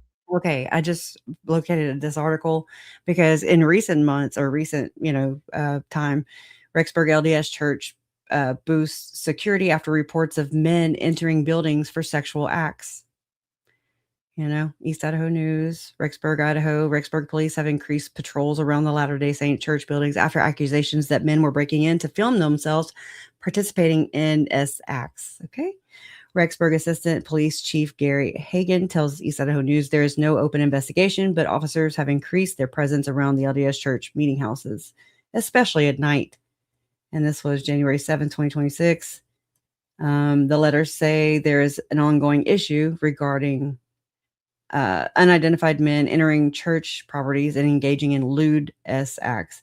In some cases, it says, quote, in some cases, individuals have recorded themselves committing these acts, sometimes involving more than one person and sometimes acting alone. Unquote. The emails say, quote, we believe these unidentified individuals are entering meeting houses on weeknights while youth activities are taking place and are engaging in lewd acts inside classrooms. This significantly increases the risk of youth or others being exposed to these situations, unquote, and then later denied, right? That's how they're like, oh no, we don't ever believe kids ever. According to the email, a person was arrested in 2025 for similar allegations, but is not believed to be involved now. EastsideNews.com has been unable to locate documentation on the arrest church officials referred to. Quote, we do not believe the individual who was arrested and charged last year is directly involved in the current incident, though we believe his prior actions may have contributed to the reemergence of this behavior, unquote, the email says. As a precaution, temporary cameras have been installed at a meeting house in Rexburg to monitor individuals entering and leaving the building. The email also stated that police have requested special access to certain buildings when they have a reasonable suspicion of entering. Interesting. That's kind of crazy. Currently, no church activities are being canceled. Quote, the situation required heightened awareness of our surroundings and who is accessing our buildings, unquote. Right, Heather Daybell? Heather Daybell did this about Chad. Quote, this also reinforces the importance of ensuring all doors and windows are properly locked each night, unquote. EastIdahoNews.com reached out to Brett Crandall. Ooh, that name is related to Tom Harrison married a Crandall. Linda, I think.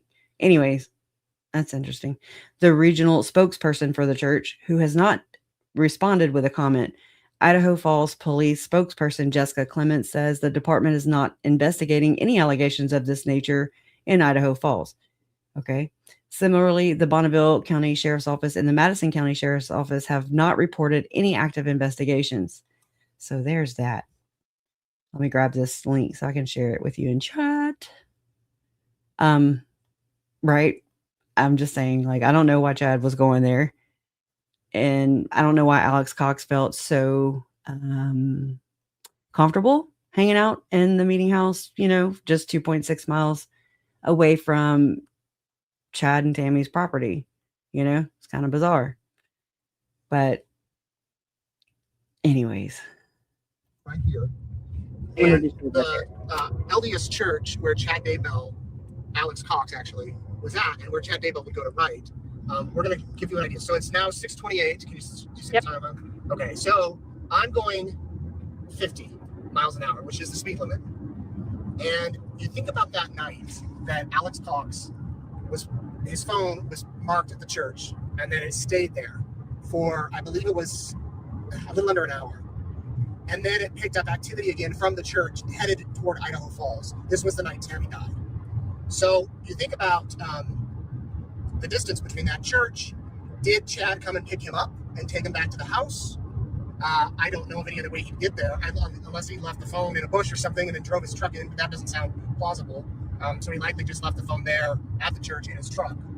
So we're about a minute into the drive now, and it's not too far. It is, I believe, over in Madison County. Chad Daybell lives in Fremont County, just over the border, a couple of miles. I believe they said the distance from the church to the home was about 3 miles. And there was other days that Alex Cox's phone pinged at that church. So it may have been an area that he had predetermined to be a staging area or whatnot. On the day that Chad Daybell's home was searched, the police did set up a staging area at the church. So we're not headed toward Rexburg, to give you an idea. Headed toward Rexburg.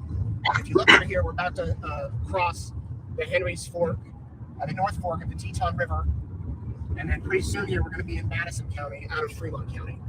Why does this matter? Just to kind of give you an idea of the distance from the home to the church on the night that Tammy died and the night that Alex Cox was still there. Now here's the church. So this is the Salem Church. It's now 6:31. We left at 6:28. Wouldn't take long. 3 minutes, 4 minutes to get from the church to the house and back again. So hopefully. All right. Okay. And then let me switch over to here real quick. We're going to this is Daybell case, Alex Cox phone ping in strange area. What happened there 2 years ago? And, you know, this has some relevancy to the text messages or basically what Lauren had said in her 9-hour live about she denied that she had an affair or something. I don't know. I don't have it on me right now. So if you know, you know. That no reporter. So this was on August 1st, 2023. This is the day after Lori Vallow Daybell was sentenced in Idaho for her convictions there.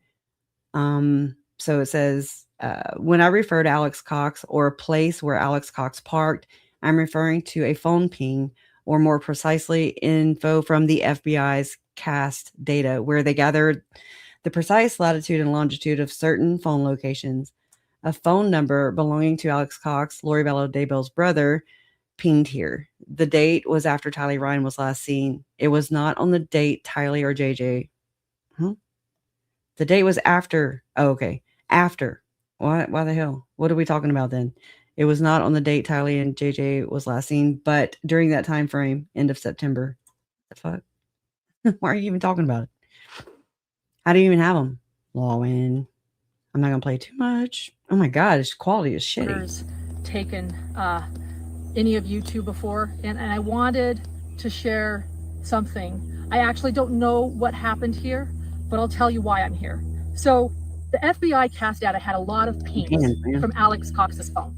And one of those pings, and we'll walk to it. I parked at the ping and I've been walking for a bit. So I'll take you to where the ping is in just a little bit. But one of the pings was a trail. It was a trailhead here that led to where I am. We don't know what happened here. We don't know if anything happened right here, but let me just show you. Due east about. Looks like you done drove back there. Somebody did. It's got some tire impressions, but that's just me. A half a mile exactly is the Daybell residence. A neighbor has actually said that they didn't hear anything that they know of, but they did say that there's some world-class fishing right over here in this area. Maybe Alex was a fisherman. I don't know, but we're Maybe Alex was a fisherman. talking an hour and a half. His car, or not his car, we don't know, his phone, whoever had his phone, Alex's phone, let me be specific, One of them was pinged outside on the street where I parked. I'm going to walk you to where I parked to get here for an hour and a half. I also don't think anyone would know anyone was here. There's a grove of trees. I've been wandering a bit. There's a grove of trees over there. There's a grove of trees down there if you turn around. Our fingers? I've been wandering a bit. There's a grove of trees. What? Over there. There's a There. That. Anyways, she does it more often than you think. Just because I pay so much attention, okay? But we'll go more into this in the future. Just know that this is going to be part of the project of going over the whole hidden true crime, Lauren and John Matthias, the story, debacle, hoax. I call it a hoax, Stalkergate, whatever you want to call it. We'll be going over it in a forward motion instead of working backwards like we've had to do in reaction to learning all this stuff. Okay. About hidden true crime, talking shit about my family, me, even Tylee, calling her a bitch. And I mean, I don't even like to say that, but it needs to be said. It needs to be known is what it needs. Okay. It needs to be known. And that's that. It just needs to be known. A 16-year-old girl who was murdered by her mom and her mom's weird ass family and friends doesn't need to be called a bitch, especially when you're profiting off of her pain, death, life, all the things. Okay. Family, all the things. So that's how I feel about that. Somewhat in a reserved setting. Okay. Okay. So, like I said, we'll work on this more in the future. We'll have the ping situation. They're already downloaded anyway. So even if they remove them, hide them, block them, unlist them, got it. Done deal. Okay. You got to be smarter than the tools you're working with sometimes. But okay. So then we have wait, let me finish this right here. We're almost done. Oh shit. That helps you understand, if you're not from here or haven't been in the area, just kind of how close the church was. I mean, it wasn't right next door, obviously, but 3-minute drive, and you could get there in a matter of time. So my thoughts about the property, kind of leaving and thinking about it the past few days since we went. I guess Erica, my wife, said it perfectly. It's just so sad. You think about that kitchen and how many meals Tammy made. You think about how many family gatherings they had in that front room. You think about the back to school nights, the holidays, the visitors, the friends who came. It's a small house. There's the one bathroom. There's a half bath too over by the garage, but you've got 7 family members sharing a shower. I mean, I'm sure it was close quarters, but this was their home. This was their house, as Tammy worked to provide for them at the school district, and Chad wrote his books during the day. That home will they're in a couple other places, but be there very much longer, from what I understand. All of those. Okay, so this is the day before, right? I didn't know that. I didn't realize he just said that. It won't be there much longer, but I'm sure he didn't know the very next day. Maybe he did. I don't know. Buildings will be torn down, and it's okay because he's, it's okay because he's a news reporter. They get tips, they get tipped off. That's how this works. But the memories that people have of that property will eventually fade. Maybe it will take decades. People will always probably drive by and think that's where that happened, or do you know that that's where the Daybell case happened? But that, I hope, gives you a perspective. I wouldn't say that it felt haunted in any way. I've had a few people ask me, did it feel haunted? Did it feel eerie? At one point, Erica and I were separated for a minute. I was out back in the pasture, and she went into the house, and then she came back out. She's like, we need to stick together. Because, it can feel a little creepy being in anybody's house that's vacated, that's empty. I know that people have been murdered in. Yeah, I mean, for sure. There were a few neighbors that were curious while we were there coming out to watch. We didn't have any ill intention. We didn't do anything in the house, just, to show you. But hopefully that was interesting and that you could see a different perspective of things.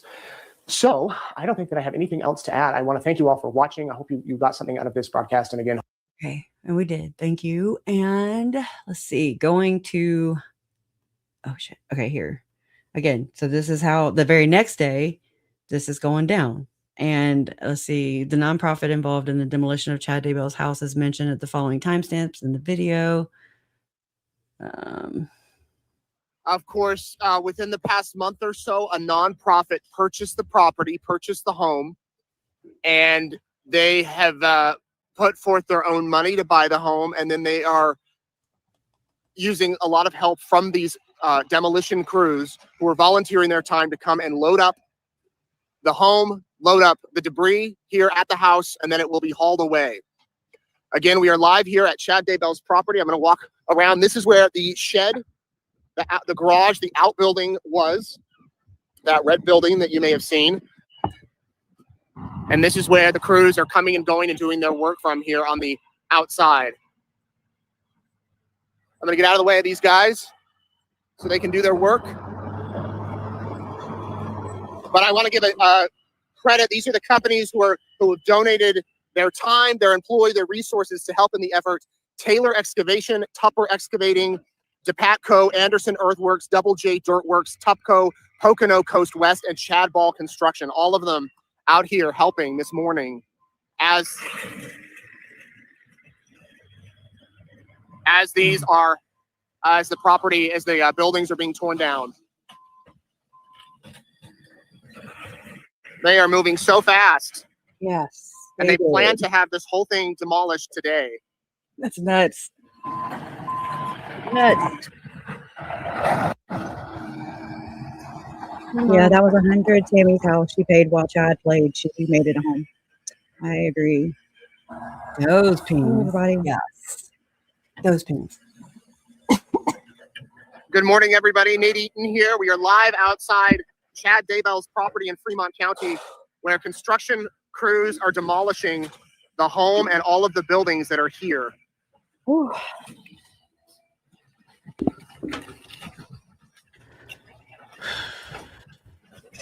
Wow. I'm tired of hearing that pig's name. I know. This is the house, and these are the crews.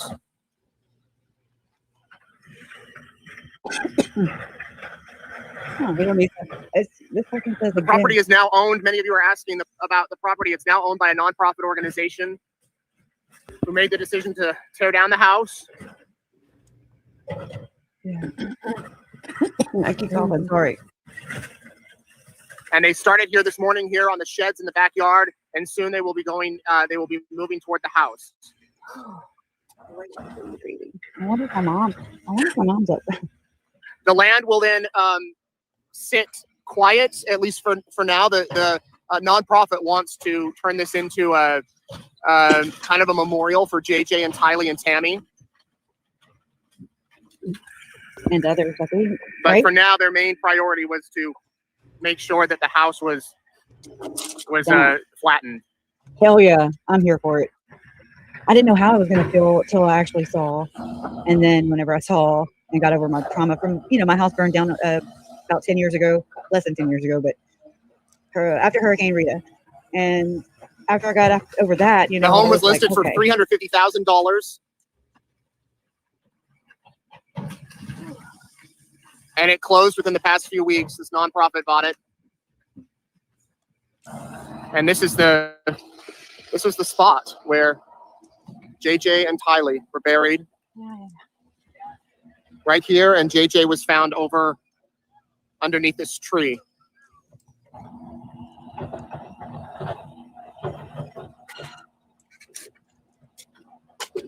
Again, this is in Salem, Idaho. We're here on the property. They're tearing it down.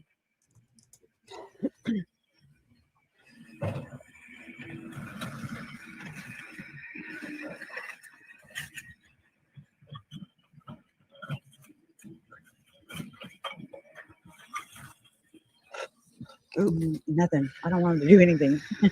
Carrie, I don't know. It was negatively charged because of how I heard of it, which was through Lori Ellis. So, I mean, it just... Oh, okay. See, I don't remember how that went.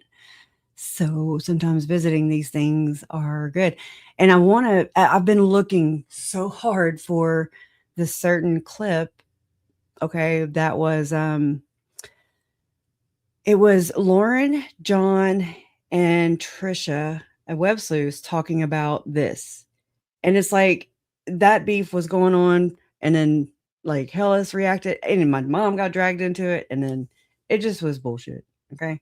But let's listen to this for a second. Going on about some really big news that I knew was coming up, and I want to take a minute to talk about. And this is the big news. You all know that a few weeks ago, it came out.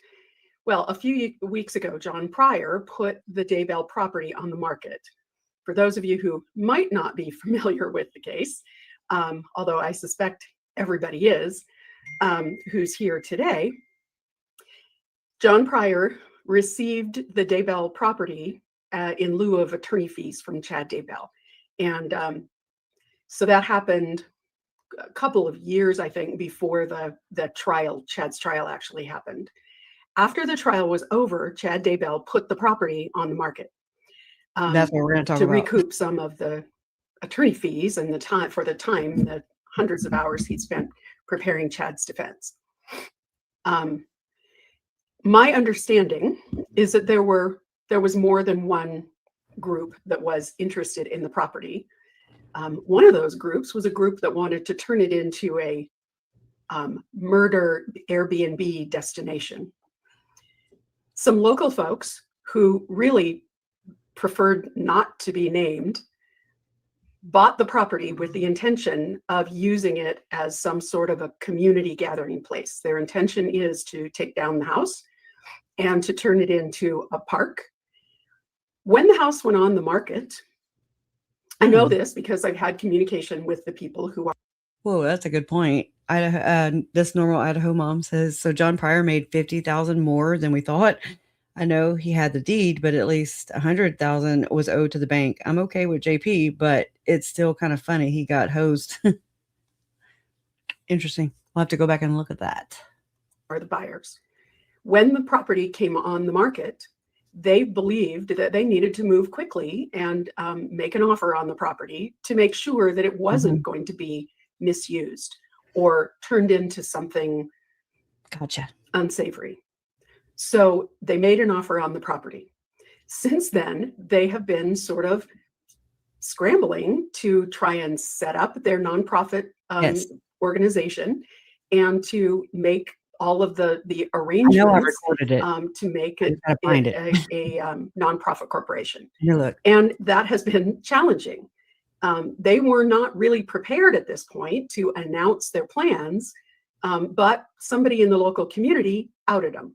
And now they've had to come out with an announcement before they really were ready to do that. All anyone knows is what is in this news release. There is no other information that is being released at this point. So anybody else who is out there on the internet is purely speculating. I want to be clear that I have had conversations with the buyers. I know what their intentions are. I know that they intend for this to be a community space and to honor the victims. I do not know what the shape of that organization is going to look like. I don't think they're 100% sure yet. But anybody else who's out there doesn't have any more information than what's in this press release. So anybody else talking. I think she's, this is just my opinion. I think she's referring to Lauren and John. And I think I might have that. Hold on. About this is purely speculating. I do not understand why this information that was leaked from people who were not entitled to leak the information. I don't know why this information has caused such a furor in the true crime community. These are people whose heart and money are in the right place, and they wanted to do the right thing. And they wanted this to be a space where. And I see what she's saying, but it's like, it seems like maybe she was chirping back, you know, her and Hidden True Crime seem to be like kind of beefing with each other publicly, but low key, you know, and then it's like, we just kind of became, you know, just part of the pawns, you know. That's what it felt like. I'm just being honest. Like, this is part of the, you know, resentment and the disdain, that I felt at the time for sure. It just felt wrong the way it happened, and who was announcing it. And it was like, what? But then it's like people reacted for how we reacted. When I was just being honest, that's where I'm at. But, and then not knowing all the details, it just feels like a lot of orchestrating, where a lot of everybody else seems to know everything before you do. And it's just interesting to know. Where the victims and other victims of crime could be remembered, for it to be a place for healing. And they did not want it turned into a spectacle, which was a possibility, because there were other buyers that were interested in turning it into a true crime destination. So before anybody jumps to any conclusions, I really think that we all need to take a deep breath, step back, and allow these folks to do what it is that they have planned to do. So anybody speculating beyond what is in this news release does not know what they are talking about. I'm here to tell you. Y'all know me, I shoot straight with you. And I can tell you that people out there who are ripping their clothes and, tearing their garments and gnashing their teeth don't know what they're talking about. These are good intentioned people, and I'm a little bit frustrated with the furor that's out there.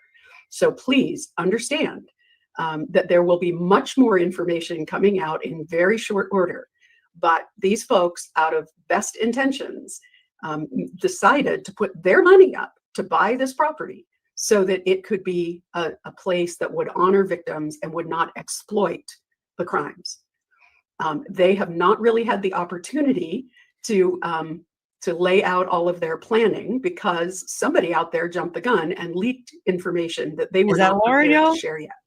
So if they don't have, so somebody jumped the gun and leaked the information. Does anybody know this part? Oh yeah, Mom's like, did anyone ask for Hellis's opinion? Hell no, we didn't. And I mean, right, I get that. Jenny says the buyer was out of town until August and wanted to make more detailed press release, but was rushed because of Lauren. Oh, there you go. That's par for the course with her. Okay, that's what the same thing that happened with Awen Reese and Lauren. It's the exact same thing. Something that was shared privately. Lauren, she hit the press. Breaking news. You heard it here first. So interesting. Thank you for sharing that. A complete plan mapped out for all of you. It's because this information came out quicker than they had planned. But there is a plan, and they will, as they're able, they will be outlining that plan, both to true crime fans and to the victim families. Understand that up until about a week ago, the Daybell kids were living in that property, and it has taken them, they were nice enough to give them extra time to move out of the property and find someplace else to live. They have been waiting to get possession of the property. The deal has not closed yet. The final closing won't happen until early September. They have been waiting to make sure to put all the pieces together before making any grand announcements. Unfortunately, they live in a small community where information gets leaked that wasn't intended. So I just want you all to know, I think this is a really good thing. I think that these are people who have absolutely the best intentions for this property. They are your neighbors. So before everybody gets all their hackles up over this, I think you ought to wait and hear how things work out. I just wanted to jump on this live because I've been seeing all this stuff flying around, most of which I ignore, but I've gotten a couple of screenshots from people about what's being said out there. What I will tell you, because I know these people, is exactly what is in this release is the information that is available. And anybody having any other speculation about it is full of it. I'm trying to be as polite as possible at this point. So I just want you all to know that. If anybody's got a couple of quick questions, I am happy to answer a couple of quick questions. I want to thank Jen for hopping on at the last possible moment to do this. And I will say that the folks who are involved in this transaction are very frustrated and very unhappy about the way they're being treated. And it is absolutely unnecessary. So those creators out there who are passing around stuff they don't know anything about, I can tell them they are not right. And these folks have every right to be frustrated by the treatment that they're getting and the sort of onslaught of online BS that's coming their way. Same here. These are your neighbors. And I don't think that it's fair for you all to jump to conclusions, not my followers, but the true crime community out there. I don't think it's fair for them to jump to conclusions and crap all over these people. So I want for my followers to know that I have every confidence that these people have the best of intentions. And I think that they're being unfairly treated right now. And I want y'all to know that. So let me know if you've got a couple of quick questions. It is not Heather Daybell's family. It is not anyone related to the Daybell family in any way. These are members of the Eastern Idaho community, and they are people who are business owners in the community. Doesn't have anything to do with any member of the Daybell family. So they were kind enough to give Emma and her husband and their children time to find someplace else to live. I know that school is getting ready to start. All right, hold on. I'm gonna switch it to here. That way we don't have to do the double stuff. Okay. I don't really know. This was I had clipped this from a live, a bigger live. This was this is a year ago, but it was in reaction to all this stuff that was happening in September. What was it? 2023. Besides some bullshit, I don't really know what else to call it. Something about Lori Hellis, and I don't know, basically saying she didn't care what my mom thought. And I was just like, whoa, that really sucked. Obviously, right? Oh. Duh.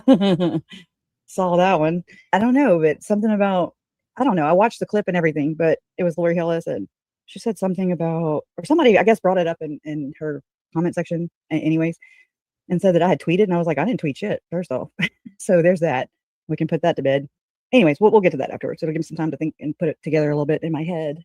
Now, let me go to this part about Lori Hellis, because I don't think that's right. Just give me a second to pull that up. And I do want to thank Websleuths for letting me know. First off, she texted me and let me know that this had been said.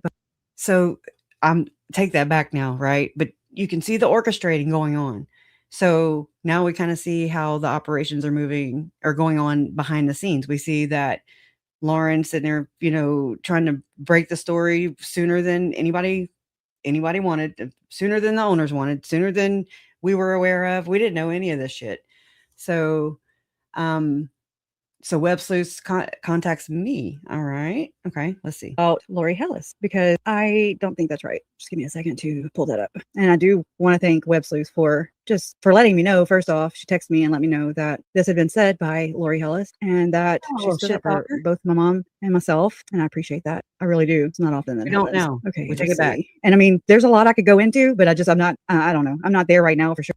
So what I'm talking about right there is the stuff that happened with the Jen making the video about the Daybell case being exploited, yada, yada, take it down. Hellis was like, take it down. And Jen was like, apologize, blah, blah, blah. Then we're blamed for hacking. Okay. I mean, just all kinds of shit went down. It was crazy. Like I'd have to think about it. But in 2021, I could have I was fit to be tied. As far as 2021, I don't even know what I'm referring to. As far as Lori Hellis. Okay.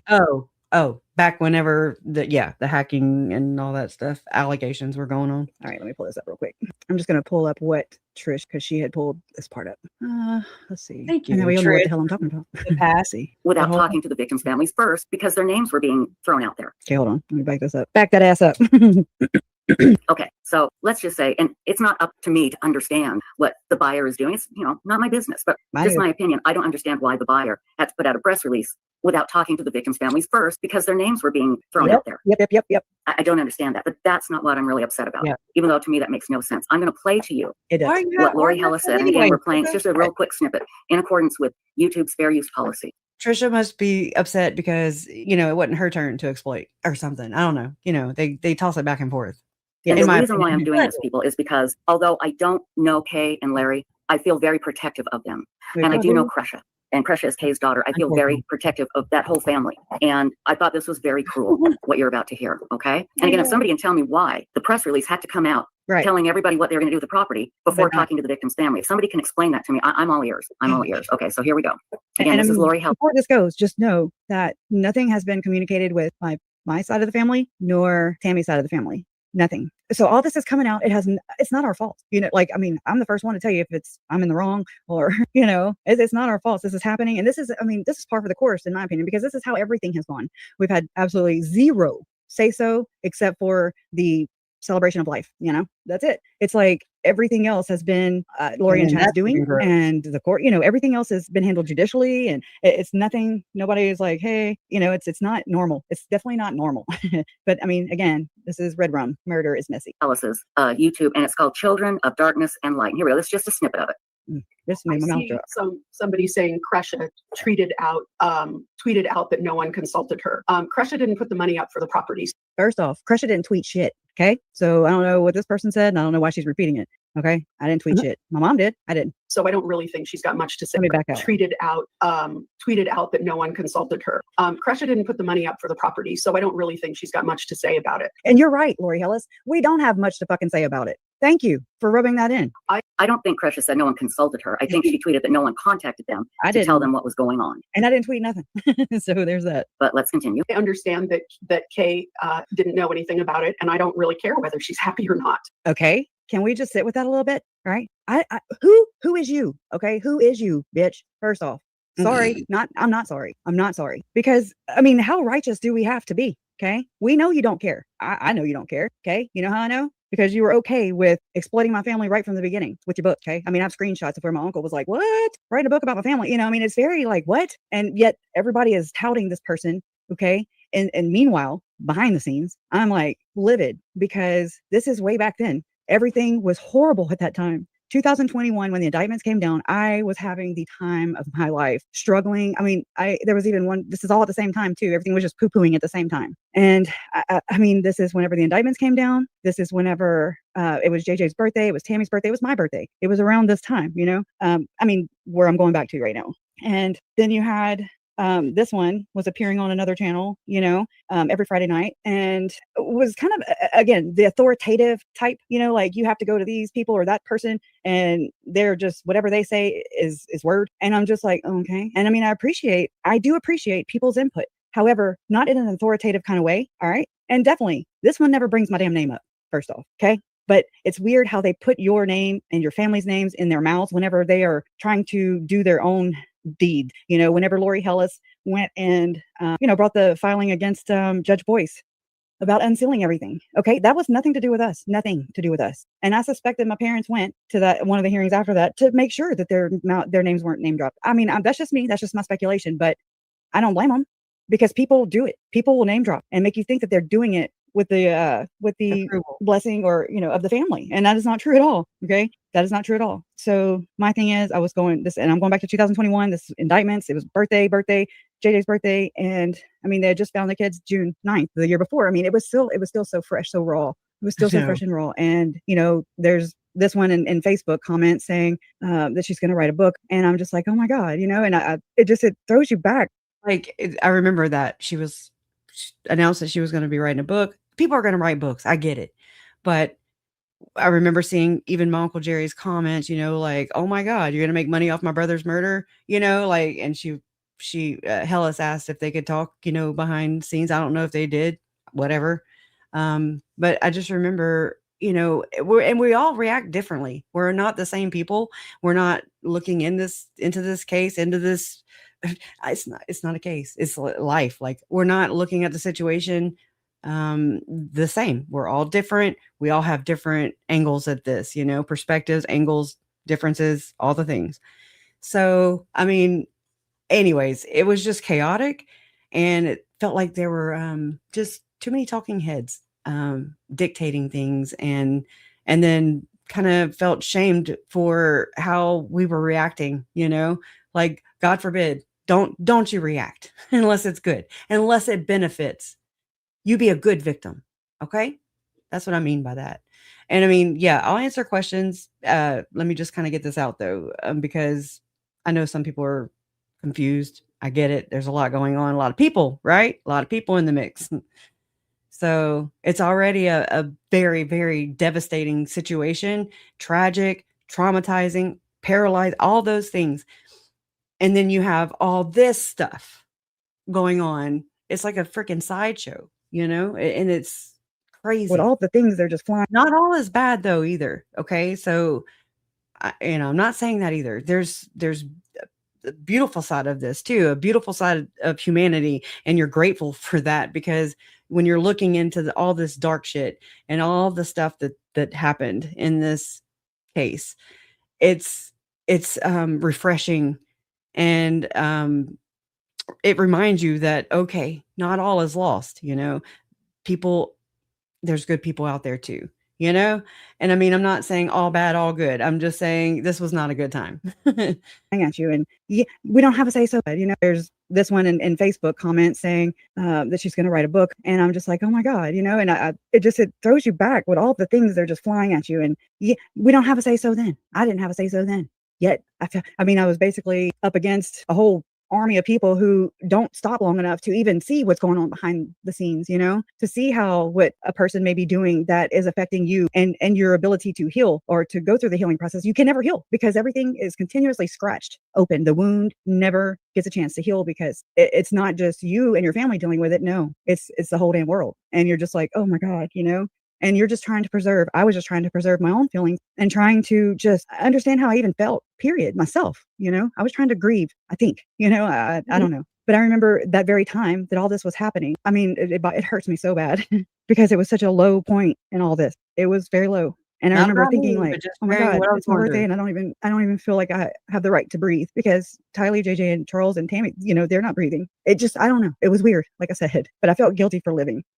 But meanwhile, in true crime communityville, okay, this is going on and all things like this are going on. People are telling you how you should feel, right here, I don't really care whether she's happy or not. Well, who are you? Who are you? And thank you. Thank you for finally saying what I felt this whole time. I know you don't care. So, you're basically just finally showing your true colors, in my opinion. Let's go back. It pisses me off. So I don't really think she's got much to say about it.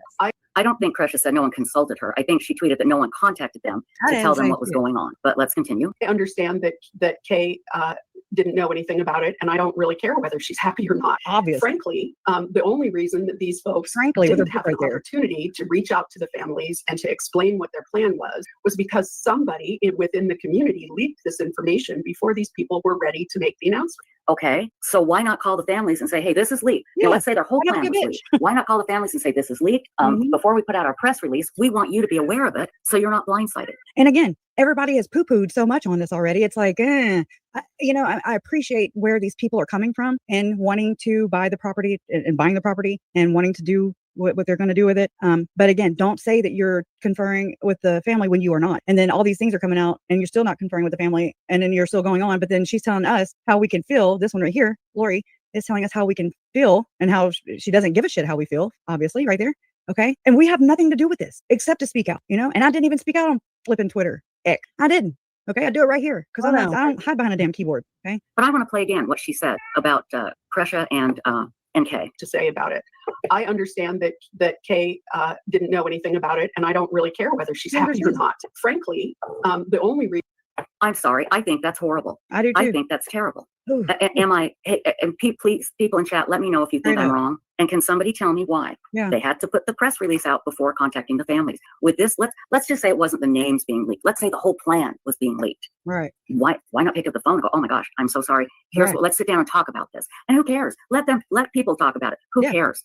It's nobody's business except for the victims' families. That's who they needed to talk to. Allegedly, that's what they're making it out to. And not Trish. I'm talking about. That's what I guess these people who are buying the property and Lori Hellis, because they're I guess communicating with her according to because I did watch Lori Hellis's the whole thing because somebody kept saying to Tricia and Websleuths that you got to watch the whole video. You got to watch the whole video. No, I did 17 minutes of it. And I was just like, okay, excuse, blame. You have to go. This is basically what I was getting from it was you have to go through Lori Hellis. She's your news source. Okay. That's what I got from it. And it's really shitty. Children of darkness and light, really shitty. And oh yeah. And again, when I read this last night, when I read all this, it says, this channel is dedicated to the true crime story of Lori Vallow and Chad Daybell. Nowhere does it say It's not about Tylee, Charles, Tammy, JJ, and Joe. The Doomsday couple stands accused of the murders of Lori Bellow's children, Tylee Ryan, JJ Bellow, Chad Daybell's wife. They are awaiting trial. You might want to update that. They're not awaiting trial anymore. In Idaho, Lori Bellow is also awaiting trial for the murder of her fourth husband. Correct. But you might want to update that, okay? Instead of looking like this. Just saying. Hey, everybody. Hey. Welcome. Surprise. Apparently, there's been a lot of furor going Bullshit. on about some really big news that I knew was coming up, and I wanted to talk about. Okay. This is the big news.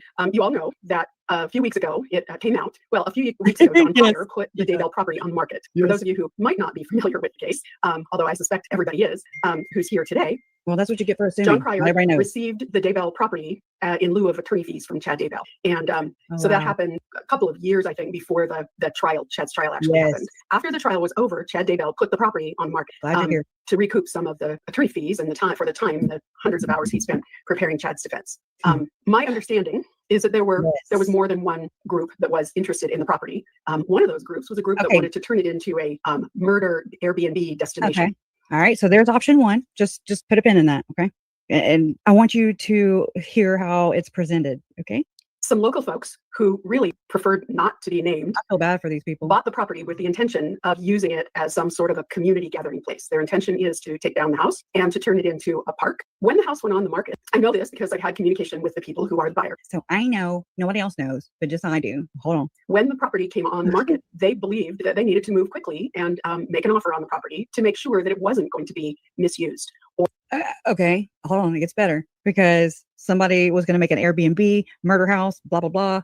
But then these people, this is how she's spinning it. These people came in, they wanted to hurry up, move on and put it, purchase a house so that they could stop it from becoming a Airbnb tourist attraction. Okay. Which means either way, they're going to be tourist attractions. Anyway, it's already a tourist attraction, or turned into something unsavory. So they made an offer on the property. Since then, they have been sort of scrambling to try and set up their nonprofit organization and to make all of the arrangements. So if I am somebody and my whole point in buying this house, again, I'm appreciative, but just hear me out. I'm going to buy this house with the intention of creating a nonprofit organization and naming it Crossroad Park, a place for healing and hope, crossroadpark.com here. Okay. That's my whole intention. I'm going in with these plans. Why would you still not contact the family? Okay. That's all I'm asking. You say you are.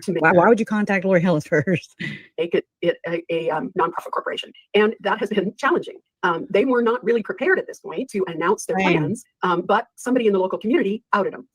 And this is not our problem again. So it's like we're getting blamed for responding to something that was out of our control to begin with. And then this one's stirring the damn pot. Not in a good way. And now they've had to come out with an announcement before they really were ready to do that. Okay. So what you do is this is what I would have done is I would have made this little press release here for the public because there is public interest in this, obviously. Okay. Then I would have made another one and I would have sent it to the family member. That's what I would have done. That's just me. All anyone knows is what is in this news release. There is no other information that is being released at this point. So anybody else who is out there on the internet is purely speculating. That's a dig at Lauren. I'm telling you. I'm telling you right now. I want to be clear that I've had conversations with the buyer. I know what their intentions are. Well, isn't that special, I know that they intend for this to be a community space and to honor the victims. I do not know what the shape of that organization is going to look like. I don't think they're 100% sure yet. But anybody else who's out there doesn't have any more information than what's in this press release. So anybody else talking about this is purely speculating. I can talk about it. You know why? Because I have interest in it. Okay? You don't.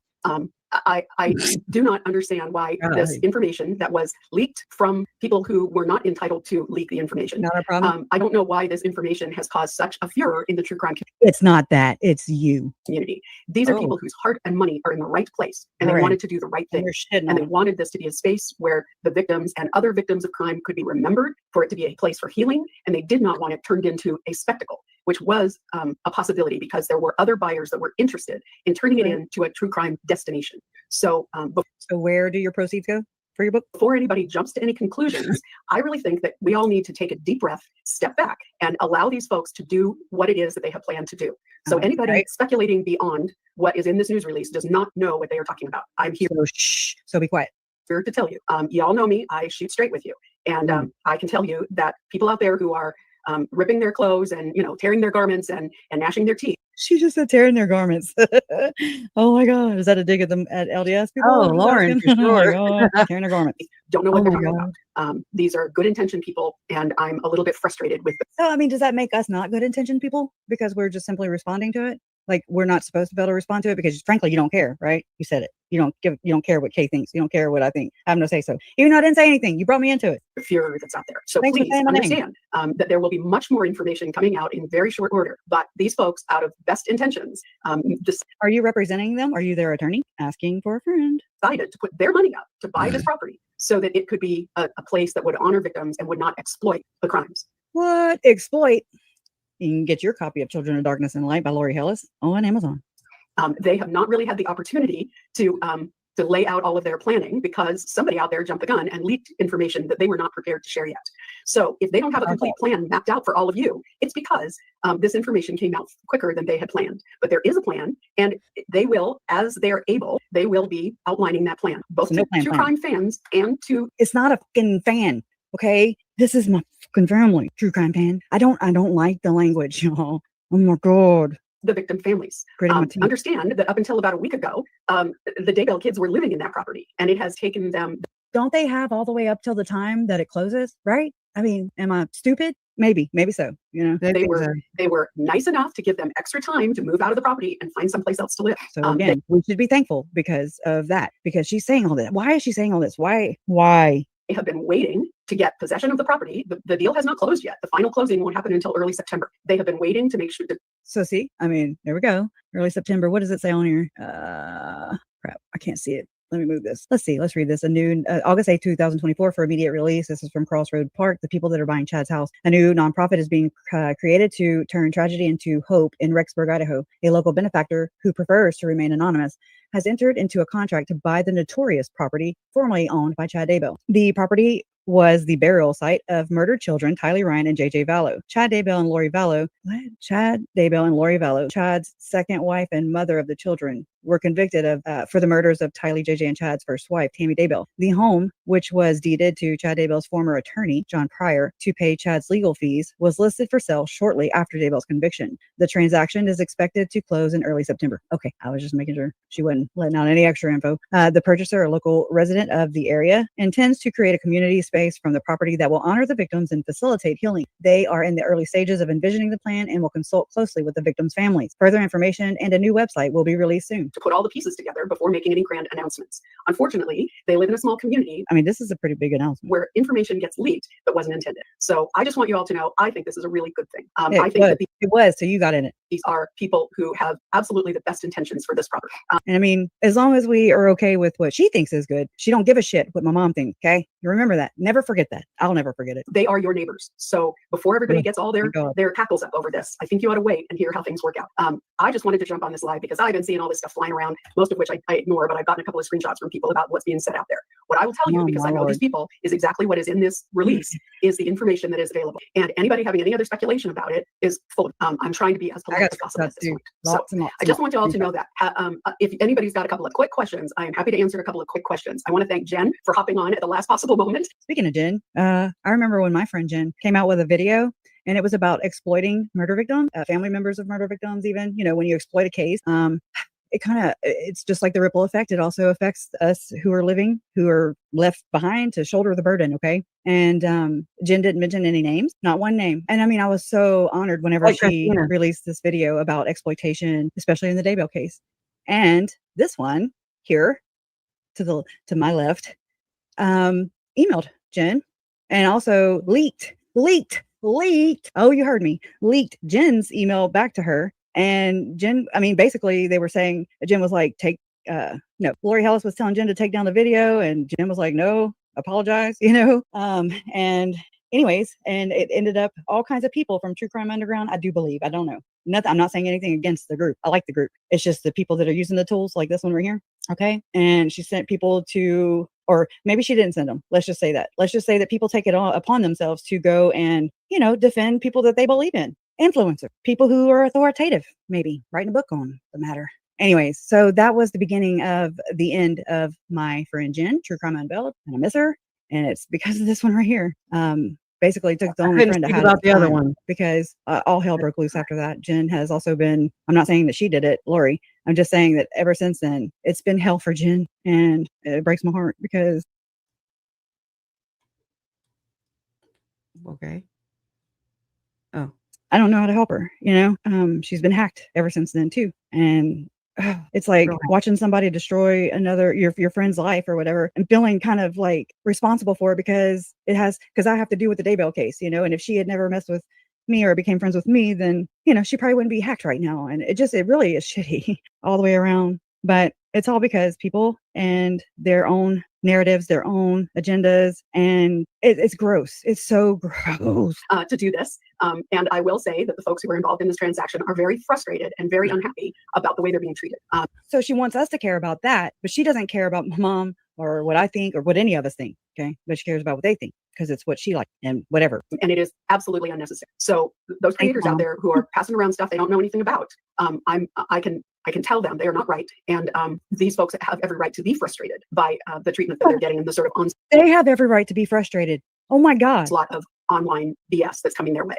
These are your and I don't think that it's fair for you all to jump to conclusions, not my followers, but the true crime community out there. I don't think it's fair for them to jump to conclusions and crap all over. So wow. I want for my followers to know that I have every confidence that these people have the best of intentions. She just appreciates your money that you put into her pocket there with her little book. And I think that they're being unfairly treated right now. And I want y'all to know that. God. So let me know if you've got a couple of quick questions.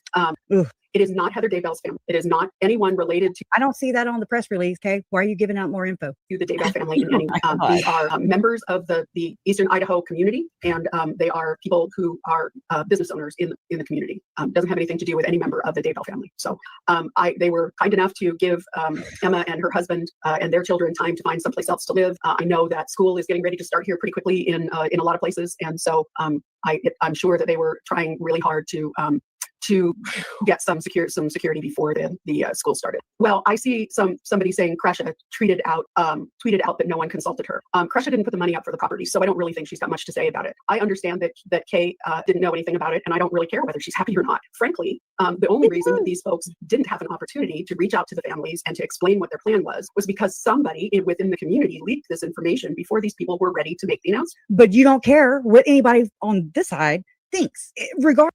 It's like I keep playing it over and I have a different reaction, and I'm sorry. Regardless. And so, oh my God.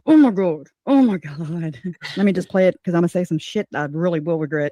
They didn't have the opportunity to reach out to Kay and Larry. They did not have the opportunity to have conversations with the family. Because their phones started blowing up because people were contacting them because they'd heard that they were buying the property. And they heard it from somebody who wasn't authorized to release that information, but who did. So oh my God, it was. And it's also interesting to see this from hindsight because, since Lauren exposed herself and others, to see how the inner workings, like to see how, do you think that Lauren is sitting at her and Gray Bay's pad right now? Do you think she is do you think she is worried about any of this shit? No. So it's like orchestrating, triangulating people, and just sitting back and just never being held accountable. And it is aggravating. Bad. It was all on the internet. Okay. It's not like it was, top secret shit. If the family members want to be very unhappy with people, they should be very unhappy with the people who are involved in this transaction and who leaked. What? The family members want to, wasn't authorized to release that information, but who did. So if the family members want to be very unhappy with people, they should be very unhappy with the people who are involved in this transaction. Okay. And who leaked it. It's weird because I'm just only angry with you. We are. So the buyers did not have the opportunity to sit down and map out their plan. They were going to wait until the transaction was finished, until they had created their nonprofit organization, and until they had done all of the legal things so that they could do it in a way that was respectful and was helpful and measured. They did not have any intention of releasing this information to anybody. It's like Tim Ballard saying that it's our fault because the ladies, are filing civil suits and alleging, sex abuse charges against him. And that's why he can't save all the children. That's what it sounds like to me. Until they were much further along in this process. But unfortunately, small town Idaho strikes again. So I'm sure she just loves that community. I'm telling you. that once the Kay Woodcock, Kay and Larry have an opportunity to hear what these people have in mind, they will be supportive. Once again, I have to say, these people put up a lot of money to buy that property with the She really don't have to say anything, but here she is. the best intentions to do something good for the community. So what are yours? So that that piece of property wouldn't continue to be an eyesore and wouldn't continue to be a magnet for the macabre true crime community. Macabre. I mean, you benefit from it though, right? Right? So I want you all to understand that this is absolutely not the way these people would have wanted this announcement to come out. I agree. I hope. I don't think so. I don't think so. All I'm saying is I wish they wouldn't have gone through you, and or maybe they did, and maybe you're just taking it upon yourself to, stand up for them or whatever. But it's you that's bothering me. They had a plan. They had a plan to be able to announce, here's the plan, here's our vision for what this is going to look like. They had a plan. Unfortunately, somebody in the community I want to answer my mom's question real quick. I had to look it up so I could, speak to it, even though, let's see where to put it, right here. So she asked if, let me share my screen. Damn it.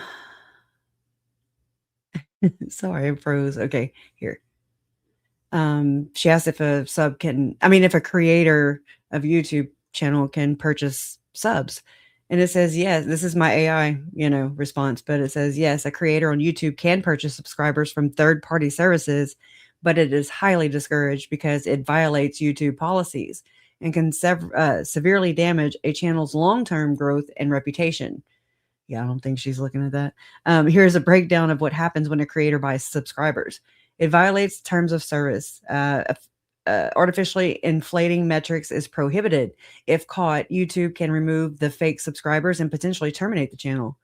It also destroys channel analytics. Bot subscribers are usually bots Megan had a bot problem. Bot subscribers are usually bots or empty accounts that do not watch, like, or comment on videos. Seems like they would fix that. This lack of engagement tells YouTube's algorithm that the content is low quality, causing the channel's reach to be restricted.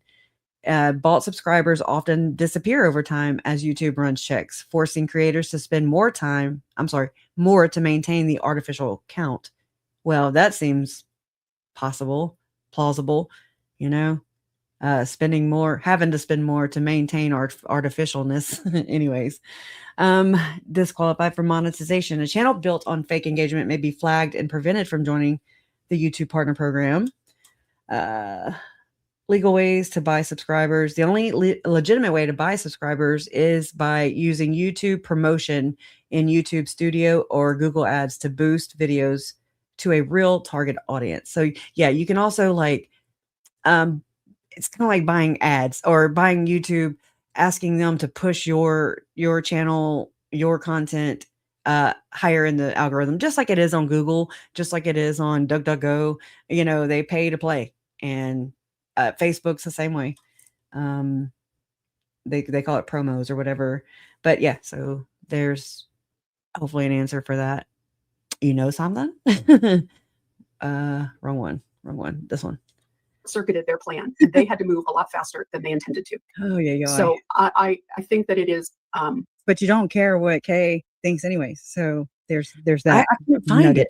I think that everybody is getting their hair on fire over something the they don't title? need to. I'd rather I think that there are a few creators out there who are fanning that fire, and it is inappropriate and unnecessary. It is right here. It is right here. Here's your creator. Fanning my fire. My hair is on fire. I will have more information for you when it becomes available. Well, good. Authoritative source. Right now, I know what they're doing. They are trying to get all their ducks in a row so that they can present a cohesive plan to the families as well as to the community, and somebody jumped the gun for them. So this is everything everyone knows at this point. And any other speculation is purely that. And I would have to say that I think a lot of it is very mean-spirited, and I don't like it. Correct. I don't think that anybody hold a mirror who's willing to put $300,000 up for the good of their community. It was $350,000. Ought to be taking any heat from anybody. Yes, they did. Thank you. I don't recall. They saved it from becoming something horrible because the other offer was somebody who wanted to turn it into a true crime Airbnb. Oh, the way she is saying it, y'all, is like, oh my God. I don't know. Now, I'm pretty sure that the community of Rexburg didn't want that in their community. And I'm pretty sure that the families of the victims would absolutely not have wanted their loved ones to be remembered. It's the tone, too. It's the fucking tone. That way. Well, but we know they'll always be remembered that way. That's where they freaking were unearthed. Okay. That's when you came in. So before you get on your high horse, all of you, oh my God, and go after people with only the best intentions, I think maybe you need all the facts. And that's why I'm here on this live tonight. Oh my God. So I don't have anything else to say other than I think that we all ought to take a deep breath and that's a lot to put our say. hair out and let some our better angels prevail. So, unless anybody has any other questions, I'm going to say goodnight and go enjoy. Well, good, because you just browbeat everybody. My Friday night, and I hope that all of you do as well. I'm a little bit disappointed in the her hair's on fire true crime community and in some creators out there who have jumped to a lot of conclusions with very little facts. So I will leave you with that. And I think that once the facts come out, there are some creators out there who are going to have a little bit of egg on their face. So. Egg on your face, big disgrace. Just saying, y'all. Oh my God. Oh my Lord. Let me get over here. Oh my God. Oh my God. She is saying that. Okay, so the only one I found of, I'm just trying to use the keyword search or whatever. I put September 2024 because I don't know how else to narrow it down for a video that Lauren did after this. I don't know if she said anything on any of these things. So I'm showing Janice to see if anything rings a bell. I mean, this is only a year ago, so that's not even, is it 2020? It was 2024, yes. But let me just do September.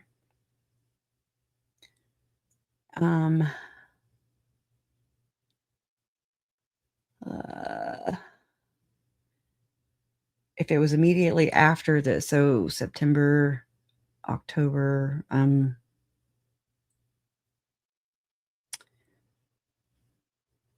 okay, this is as far as it goes. 5 years ago, 1 year ago, 4 years ago, 1. It should be 2 years ago. That's 3. 2 years ago.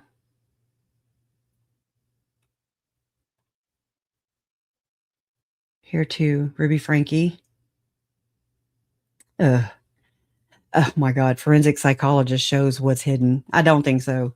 Girl, we still got some digging to do into him because I did some research into, John's claims of saying that he basically couldn't perform his job as a forensic psychologist in prisons because they were locked down.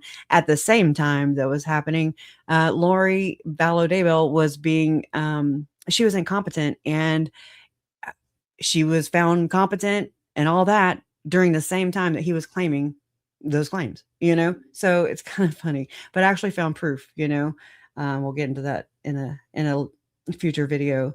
But anyways, I don't know if Janice, title regarding the media. Okay. Regarding the media release plans for Chad Daybell's property. Okay. Thank you very much. Okay. So I'll finish playing that other thing while I look for that. Thank you. The purchasers had been identified. I don't even get that. She was saying that. Yeah.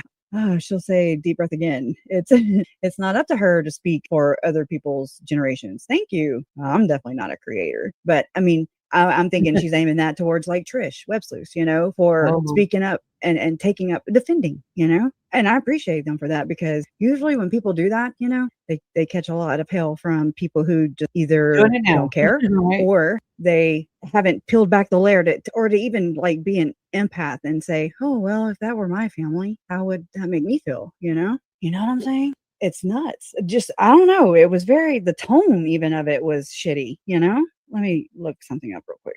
I know. Oop, I'm gonna go look up mom's. And I edited this. I don't know why I didn't edit it out. All righty. Yeah, I found it. All right. So I'm gonna go here and fix my aspect again. Oh yeah. I'm sorry. I'll change it out. So this is, my mom, and not very handy dandy with this, but I'm trying to see when it was posted. August 9th. Today is the 12th. So this, and mom points down towards this. Nobody asked for thoughts or endorsements from our nor Tammy's family. JJ, Ty, Tammy buried like animals. It's gross. Perhaps if it happened to their loved ones, they would feel differently. I don't wish this nightmare on anyone, And then Hidden True Crime had written, I hope they start their last line and quote, consult closely with family, unquote. Numerous families of the victims do not know about this. Let's find out if they want a park or a memorial there. I'd also remind the person who wrote the release that this was also where Tammy was murdered. Correct. So, I mean, there's that whole story. Yeah, there's some comments right here. Yeah. Let me mute. Let me pause for a second. So I'm looking and I couldn't find it. I mean, it starts here. Backstory. This was 2 years ago. I don't know if it doesn't match the title. This was also, well, this is a year ago. 7 months, 1 year. I thought I freaking recorded it. I don't know. Can't find it. I record every damn thing. Almost everything. 1 year. This is her, exposing Tom Harrison as she's not exposing Tom Harrison. It's very, very crazy to watch. Another thing. I watched that last night.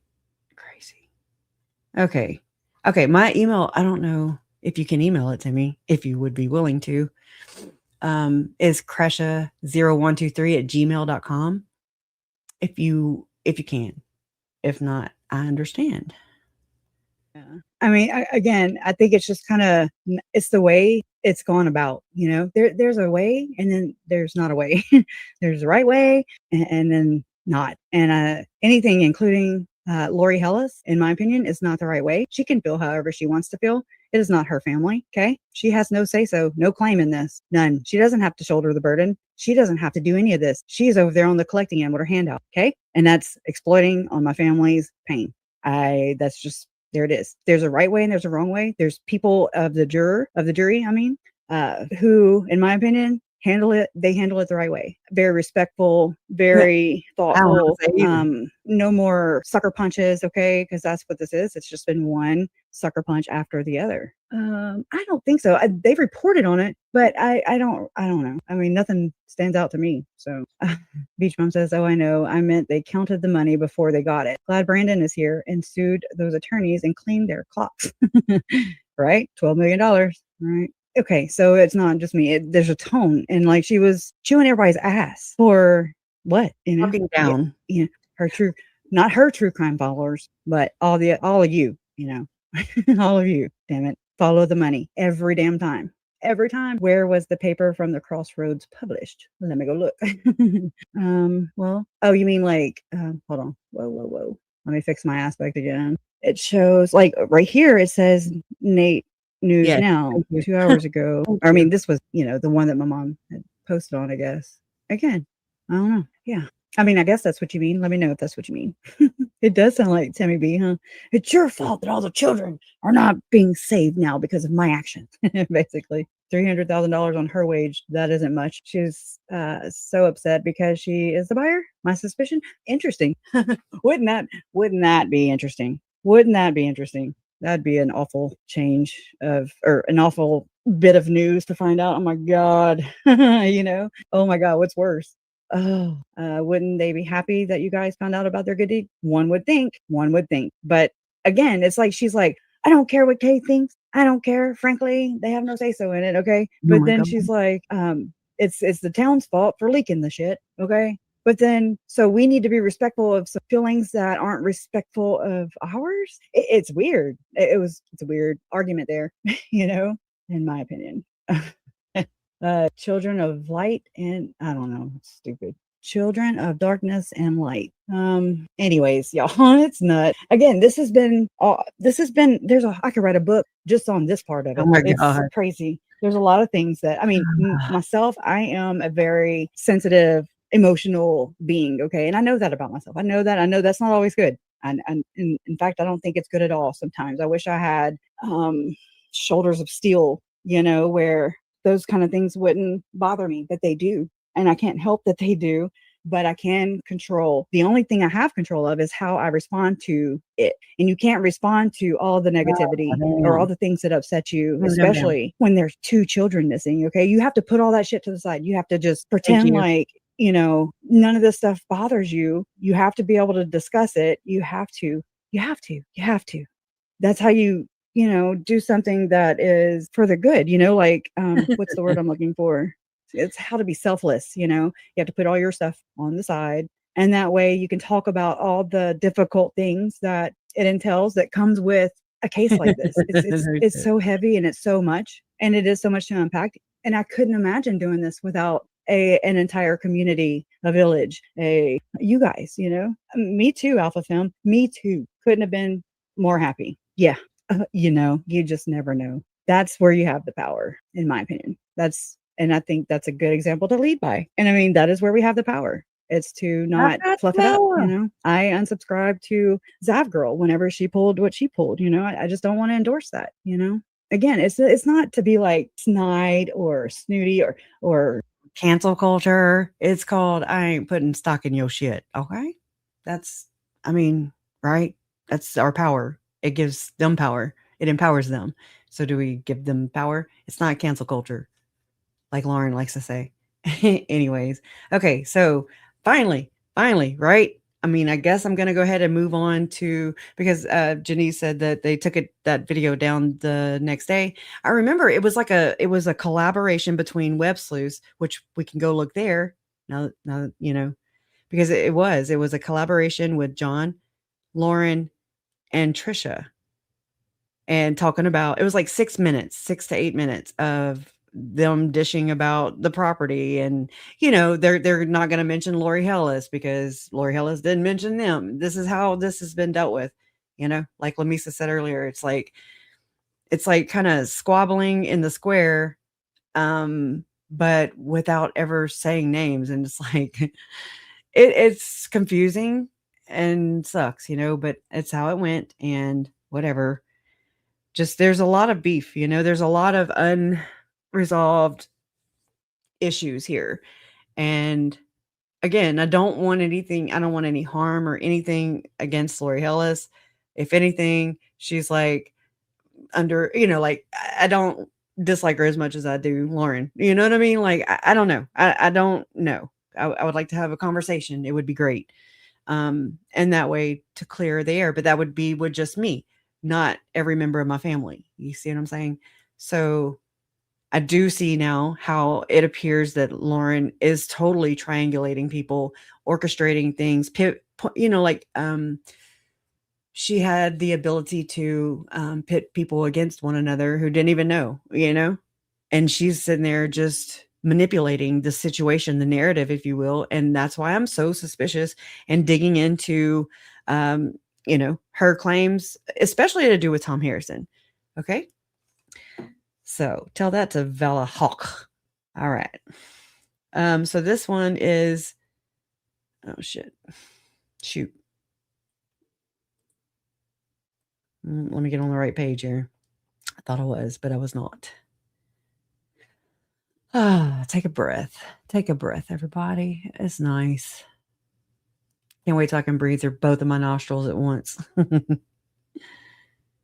Okay. So now we're going to go here.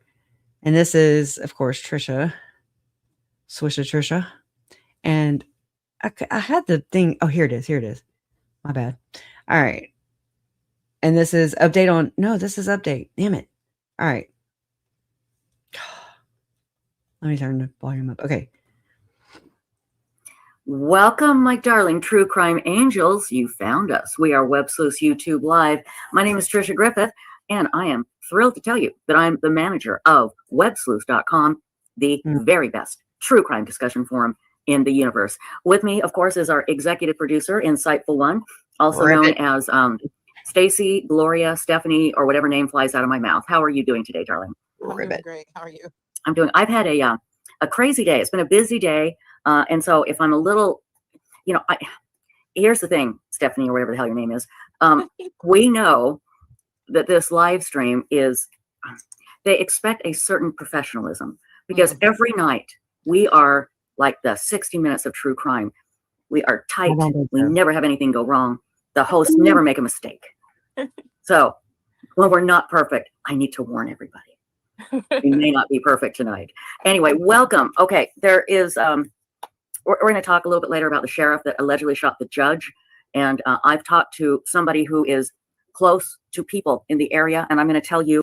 That's scary. Every time they say close or source or family member or something, I flinch, I swear. What they are saying, it is not based on anything factual, but it might give us a little bit more of an idea of what the hell happened.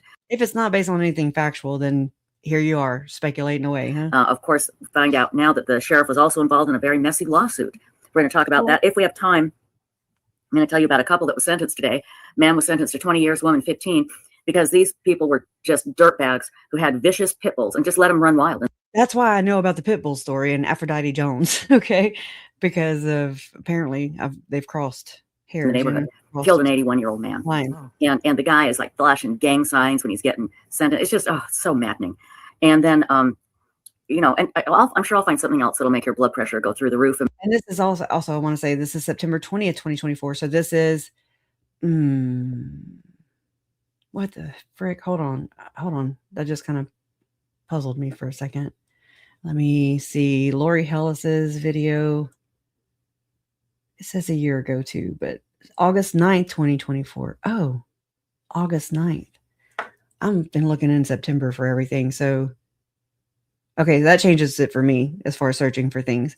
But so this is like September 20th where Tricia's, you know, talking about the Daybell house is gone, but what was called on a hot mic, the sheriff who allegedly sought the judge. Okay. And it says, were more bones found on the Daybell property? Dun, dun, dun. Right.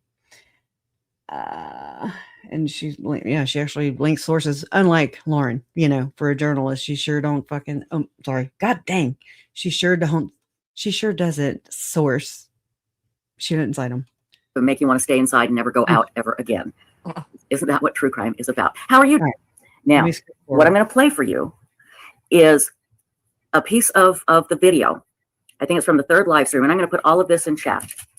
And in it, a woman is talking to Nate Eaton. I'm not sure who it is, but she says, well, I'm going to play it. Okay. Now what I'm going to play you now is cleaned up, and some, you know, the wording of what they're saying is added to the bottom of the page. I'm going to play this clip, and then I'm going to play the direct audio from YouTube. So you'll see that this is all legit. Now, oh my basically God. what this woman says is they found bones. You know, people have been saying, oh, it's chicken bones. Who say, I don't know what bones. I have no idea. But I haven't seen anything that said they're chicken bones. I've emailed Nate Eaton, and I have not heard back from him. Okay. So I'm going to play this for you. Again, this is a cleaned up version with the text added. So you could, you know, you can read and hear what they're saying. It is hard to hear. And then I'm going to play the direct recording from YouTube. So you'll see that nothing has been changed. Okay. So hang on here. Let me get to the brand. And we'll play it a couple of times. All right. Bed, Stacy. And again.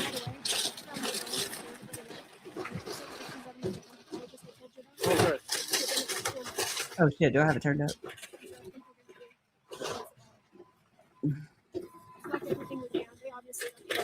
Maybe just put them in something that we find and bury them up there somewhere.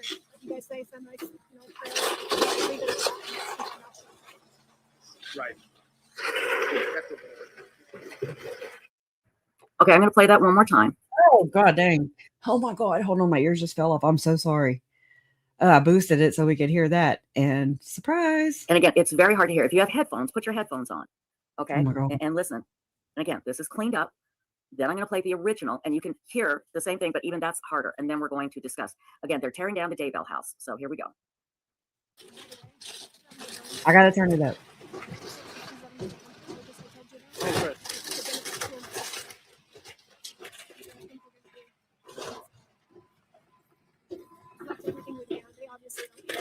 Maybe just put them in something that we find and bury them up there somewhere.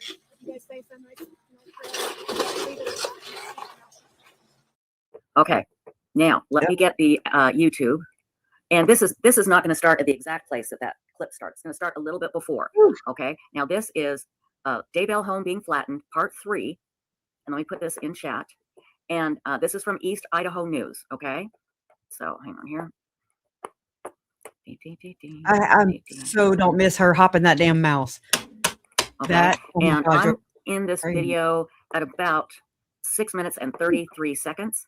All right, and we'll play it a couple more times here. Again, this is the original video. All right, and it's harder to hear, but just keep it trying. Here we go.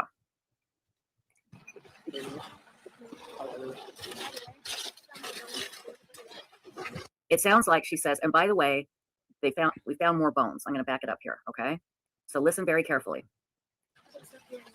We're having it out, and since we hit the demo down here, she started to cry. So the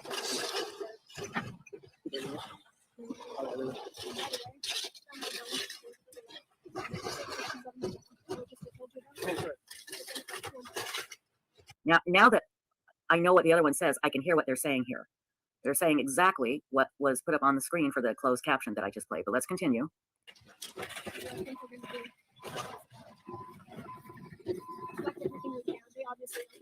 Collect everything they can. They collect everything we can. They obviously don't care. Maybe just put them in something that we find and bury them up here Maybe just put them in something that we find and bury them up somewhere. And you guys say some nice, prayer. somewhere, and you guys say some nice prayer somewhere. I think I found it. Oh my God. Right. Okay, I'm going to play that for you one more time. Again, this is the original. So you can see the one that I played you that was cleaned up has not been altered, other than it's been made a little easier to hear, and closed captioning was added. Okay, so let's start this at about 6:32.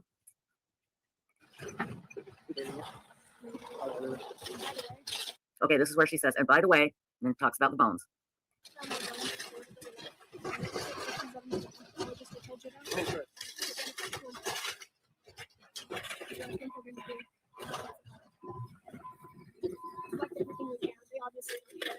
Maybe just put them in something that we find and bury them up here somewhere. And you guys say some nice, prayer. Right. Okay, so there you go. Again, in the big picture, I guess it doesn't matter because Chad's been found guilty. Sorry, I've got the Gumby hair again tonight, guys, the big slanted head thing. I'm sorry. Anyway, it doesn't change anything. However, if by chance these bones happen to be human, and according to the other voice, from what we understand, maybe we're misunderstanding what she said, that she gave it to an anthropologist and they said there were tool marks. I just think it would be the right thing to do to give it back to the victims' families. Again, I'm not saying that this is correct, that this is what they found. I don't know. I'm just hearing what we in the business call a hot mic, meaning they're talking and not thinking that it's being recorded. So they know all yeah, about they could that. be pet. They absolutely could be pets that they had buried there previously. Unless they're obviously animal bones. You need somebody to look at them because there are experts that can look at a bone, and to us it may look like a human bone, and they'll go, no, that's an animal or something. Okay, I gotta stop it because I just found another shit. I always lose the damn tab. Where's it at? Shit. So okay, hold on. Oh my gosh, I get confused back here with the tabs. So if this is September 20th, 2024, okay, but then what is that?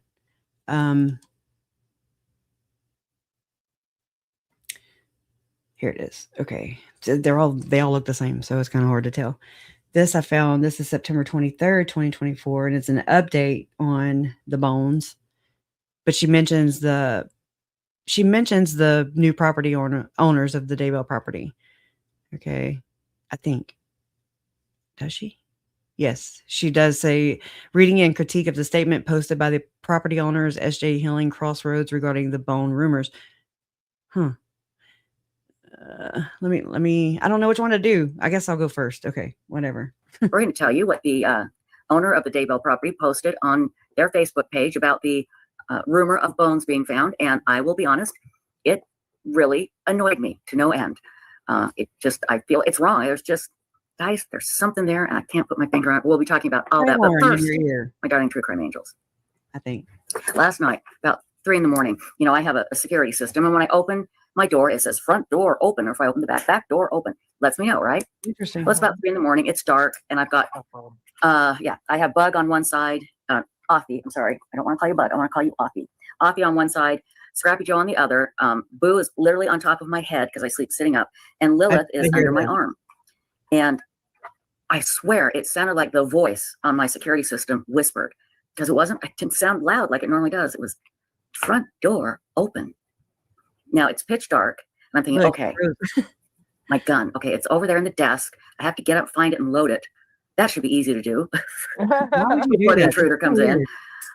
And so I I thought, okay, what I need to do is I looked and I couldn't see that the door was open because it was dark. I didn't see it open, but I obviously it was somehow. So I thought, I'm just going to jump up, run to the door and slam it, which is what I did, which was hysterical. If anybody had ever seen it, I looked like a big, huge, overweight, pregnant mongoose flipping around, all my boxes and crap flying everywhere, and slammed the door.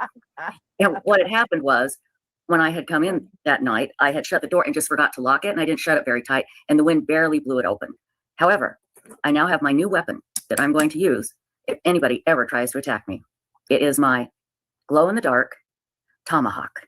And it's made out of depression glass, but what's it called again? This woman can't pay her goddamn bills and borrows off everybody, but yet, I mean, we got a vibrator and a freaking old suitcase from back in the day to treat, women with whatever the hell, I don't even know, derangement, delusion, when they were wound up. I mean, what the hell? And she got the haunted baby doll. Girl, quit spending money. That's my advice. Quit spending money on, shopping online. Okay. It's okay to pay your bills and stop asking your subscribers to do that for you. That's just my friendly advice. Uranium glass. Uranium. Is this not the coolest thing you have ever seen? Horrible. And so this is going to be my weapon, and that nobody will be able to harm me with my uranium tomahawk. Yeah. And you're saying, oh, Trish, where did you get that? Let me tell you, our dear, wonderful lizard Tia, she's been with us since the beginning in chat. Yeah. She had this crazy idea that she was going to drive 4 hours and take me to dinner. And she did. Oh my gosh, we had such a blast. And she gave me this tomahawk because she knows I have depression glass. You can kind of see it there in the corner a little bit. And I was going to show it to you tonight, but I looked at it and I went, my shelves are not white. And I went, oh, that's dust. I guess I should dust it. I was going to say, it doesn't need dusted. It needs a little dusting. It needs an industrial duster to come in on a bulldozer. Mom, I just want to say, doesn't her background look like Mama Trahan's house? I'm just saying. So, but anyway, I thought that was so, because this is obviously very rare, and this is so cool. I love it. But and you can threaten the intruder not only with glass damage, but with radiation. I will say, you want cancer in your nose, buddy? How about artery? This is it. So, anyway, but Lizard Tia was such an angel. She took me out to dinner, and then later went back to her hotel room and talked and talked. When I say talk, I talked. Oh, exactly. Bipolar Express.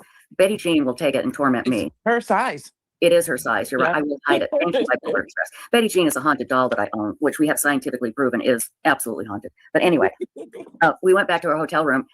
You know how sometimes, I don't know about you guys, but sometimes I just don't shut up. And I was just the whole time. And she's nodding her head. And finally I stopped and I went, oh my God, I'm so sorry. I don't get to talk a lot to people that don't know me. I mean, I have my friends, but they know all my stories. So anyway, she was so gracious and said she loved listening to me talk. And I'm thinking, oh my God, she is just the nicest person. Because if it was reversed and somebody was just yapping like I was, I don't know what I'd do. But she was so kind and we had such a blast.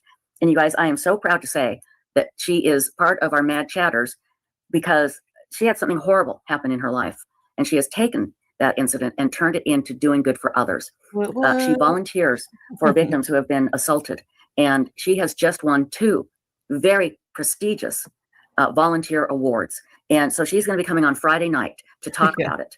And she really is one of the most amazing people I know. So thank you, my dear. Thank you. And thank you for my new weapon. Oh, man. Yeah, nobody's going to get through me and this weapon. So, and yeah, I have a gun, but I don't like to keep it loaded and it's hidden and, and besides, go ahead. I'm just going to say this tomahawk thing to me is kind of woo-woo. How come? Just because I just got into uranium glass. That's you did. So weird. Man, Stacy, you're researching things that aren't helping your job or title. I'll say title. Just an observation. Research the shows you do every day. Damn. Weird to me. And now, all of a sudden you got into it and now I've got this new piece. Yeah. It is woo-woo, people. Woo-woo. There's something in the universe thing. Uranium glass. Anyway, I'm going to put it on display on the wall and it'll just be so that'd be cute. Nice, actually.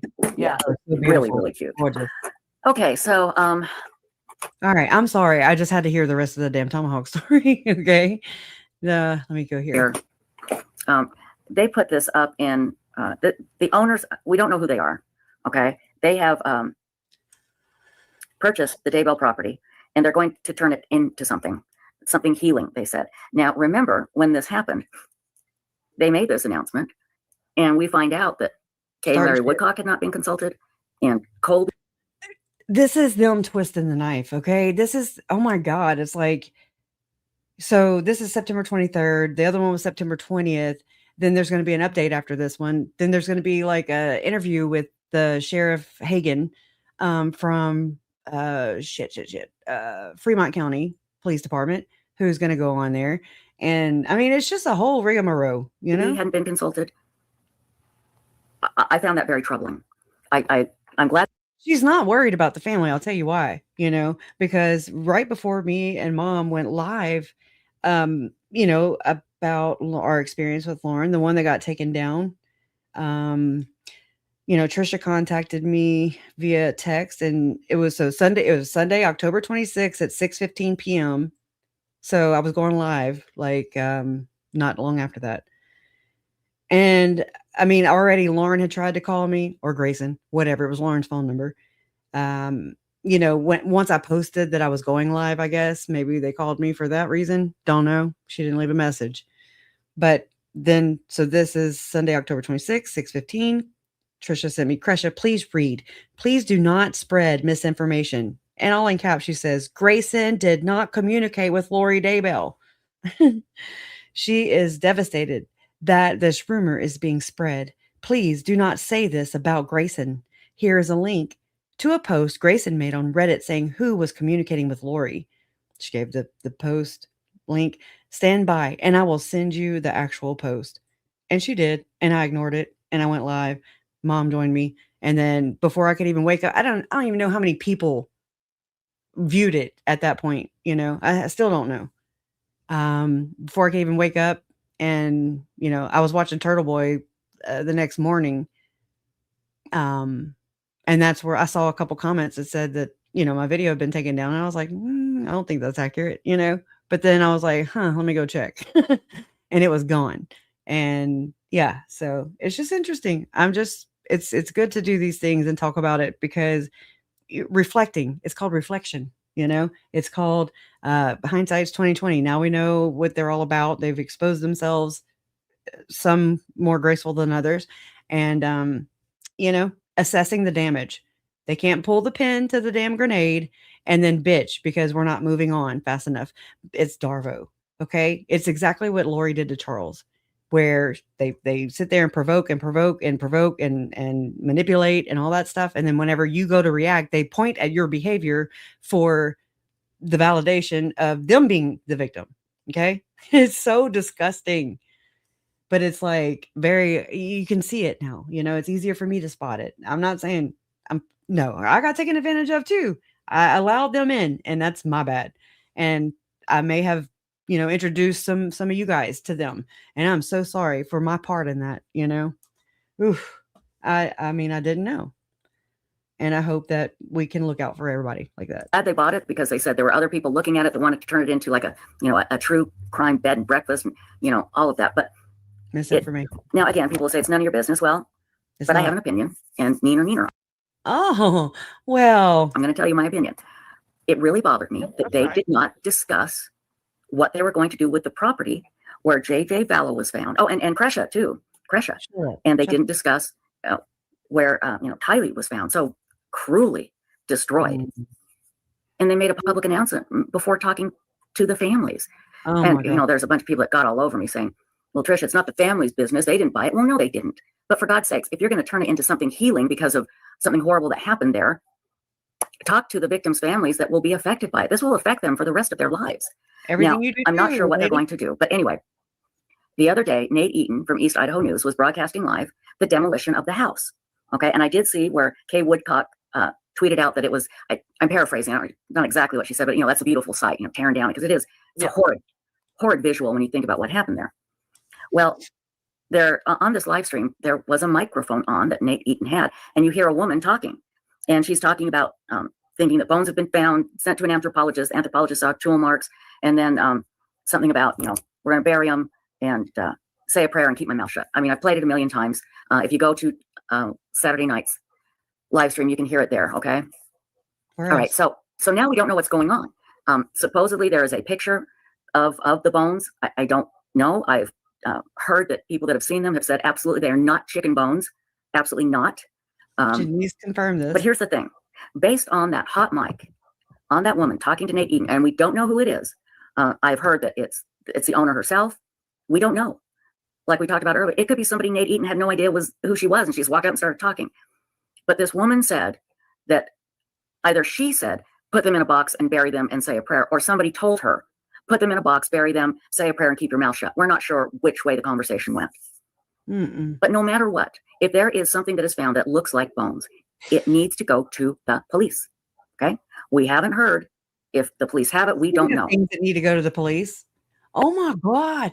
Right now, the self-righteousness, how they don't go to the police for their own damn crimes or criminal behavior, alleged criminal behavior.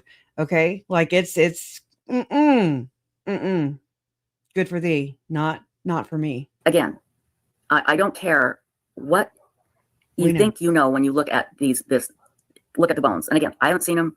I don't know who has a picture. Supposedly there's pictures out there. If there's a question, they need to be looked at by the authorities. It's only the authorities that matter. It's not anybody else's opinion about if they're bones or not, right? Right. Yeah, St. Elmo's fire. A lot of people have said to me they thought it was Heather Daybell. I don't think so. I've heard Heather Daybell talk, and that didn't sound like her. You know, I mean, if you go to Hidden True Crime and type in Heather Daybell, I do it anyway because there's a 3-part series there that's just fascinating. It did not sound like her, but I don't know. It could be right. I don't know. Who? What is she talking about? What about Heather? I mean, what? Sound? Where's this clip? Okay, so I'm going to read you what was posted at the time and type in Heather Daybell. If y'all stop dirty deleting, we might be able to access some of these things. That's why I screen record y'all's asses most of the time. I've heard Heather Daybell talk, and that didn't sound like her. A lot of anybody else's opinion about if they're bones or not, right? Right. Yeah, St. Elmo's fire. A lot of people have said to me they thought it was Heather Daybell. I don't think so. I've heard Heather Daybell talk, and that didn't sound like her. You know, I mean, if you go to Hidden True Crime and type in Heather Daybell, I do it anyway because there's a 3-part series there that's just fascinating. It did not sound like her, but I don't know. It could be right. I don't know. Okay, so I'm going to read you what was posted on the owner's website. They have a nonprofit that is the one doing whatever it is they're going to do on the property. Okay, so I'm going to read you what they posted on their Facebook page, and I'll get the link to the Facebook page and put it in the description. But let me just read it to you now. So here it is. And the name of the nonprofit is SJ Healing Crossroads. And this was posted yesterday. We would like to clear up some rumors about human bones being found on the property during the excavation. Law enforcement did an excellent job and spent the last 5 years of their lives dedicated to this case. Again, there are no human bones anywhere out there. Thank you for helping to stop this rumor immediately. Thank you. Let that sink in. Law enforcement did an excellent job and spent the last 5 years of their lives dedicated to this case. I don't know what that has to do with the excavation, but okay. Again, there are no human bones anywhere out there. How does this person know? How do you know? Somebody speak up in chat. How does this person know? Or Insightful One, or anybody. Dogs, tell me. How does this person know there are no bones anywhere? Has she gone through every piece of dirt out there? Remember, very little of Tylee Ryan was found. As if you care. This really, to me, in my opinion, sounds very arrogant. It needs to come from law enforcement. I don't think law enforcement would ever say there are no bones anywhere out there until they found every bit of Tylee. They could never say that. But they could say, these.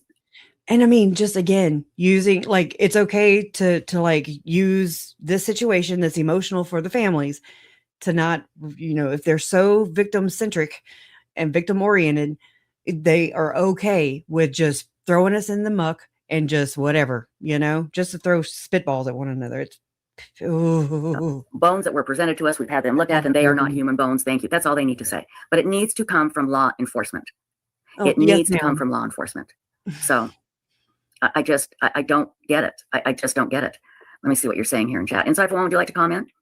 Okay, real quick. I want to share with you that, I'm gathering some things, for my own records and to vet things, if donations are going where they say they're going and things like that. So the 2023 Idaho trial cycle pattern, during the first Idaho trial, there was a direct correlation between major legal shifts and Griffith's financial pleas. So on April 6, 2023, jury selection / the trial started. And as they were being seated for Lori's trial, Idaho trial, Griffith posted the solicitation scene from her website requesting personal Venmo / Cash App donations.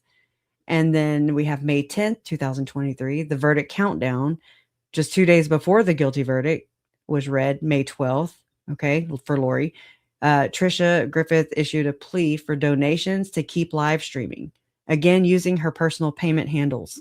Okay. She strikes while the iron's hot, one could say.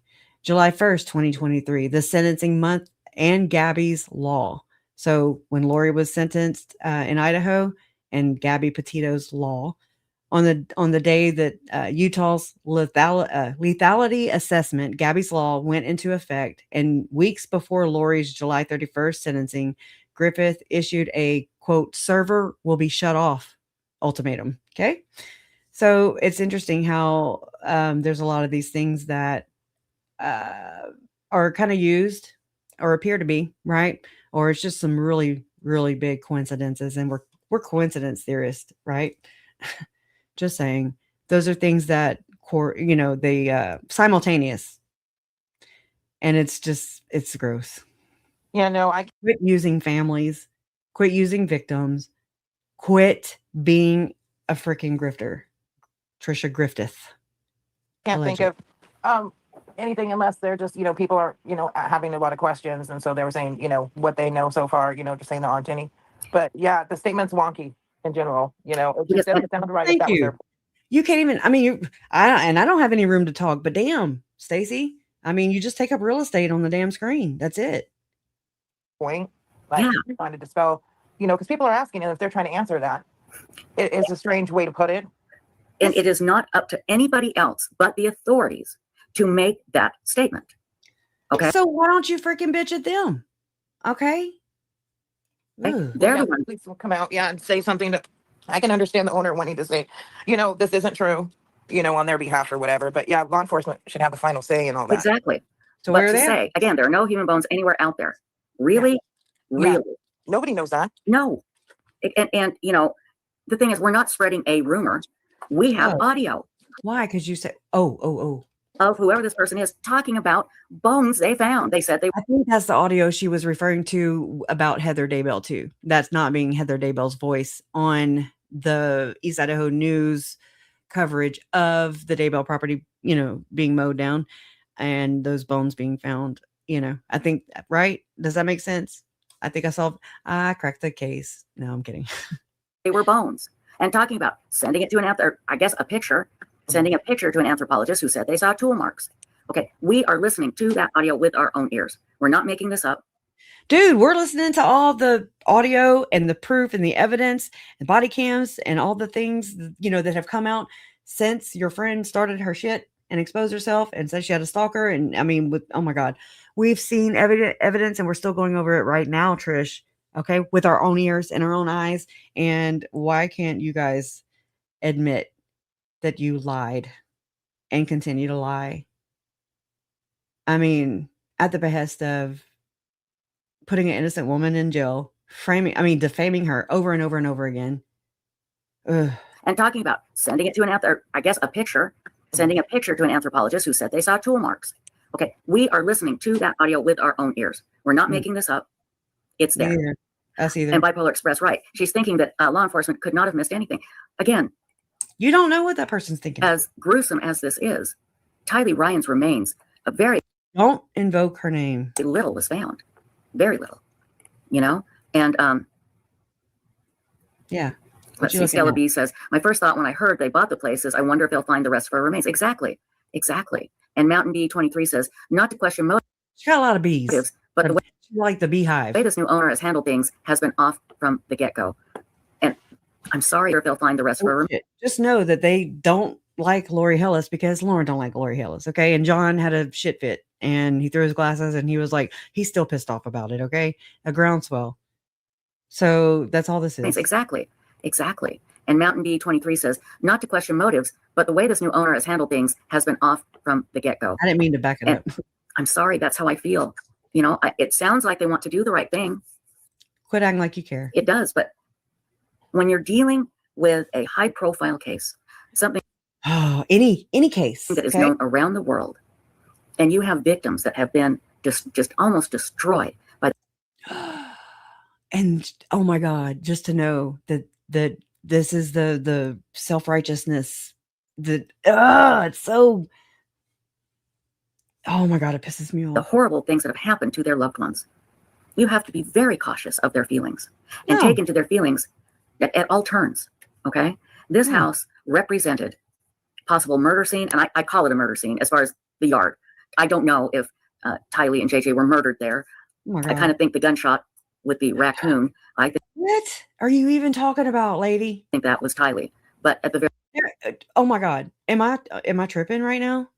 Because I don't recall any time of a gunshot being even considered or right?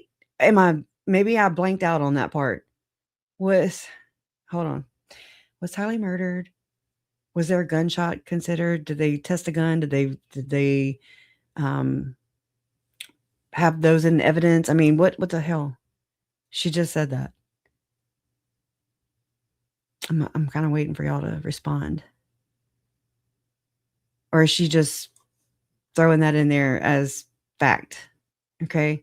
That's tripping me out right now. Very least, they were buried there. The gunshot.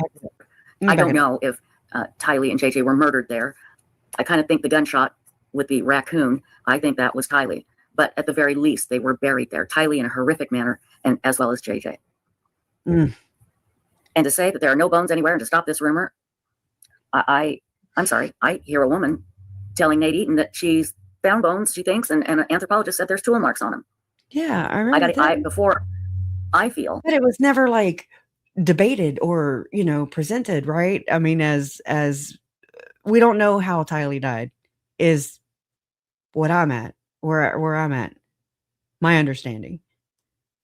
So it wasn't like, they say the same thing about Richard Allen. Sorry, but I mean, those girls weren't even shot, but yet there's a big thing about the gun. I'm like, why are we even talking about this? It's not even it's not even how they died, anyways, I don't know. That's just my conjecture. That there are no bones there. I need to hear it from the authorities. And I really hope mainstream media picks up on this. Because it could just die off and we'll never hear about it. But if they are human remains, we need to find out who they belong to. It could be a couple of 100 years ago. You never know. Could be Tylee. What if it's somebody else? That's just it. We don't know. A couple hundred years ago. Could be Tylee. What? So anyway. Okay.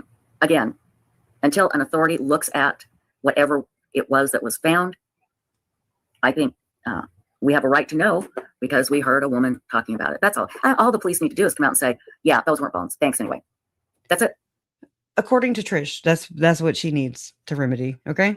There were no bones found. That's all they need to say.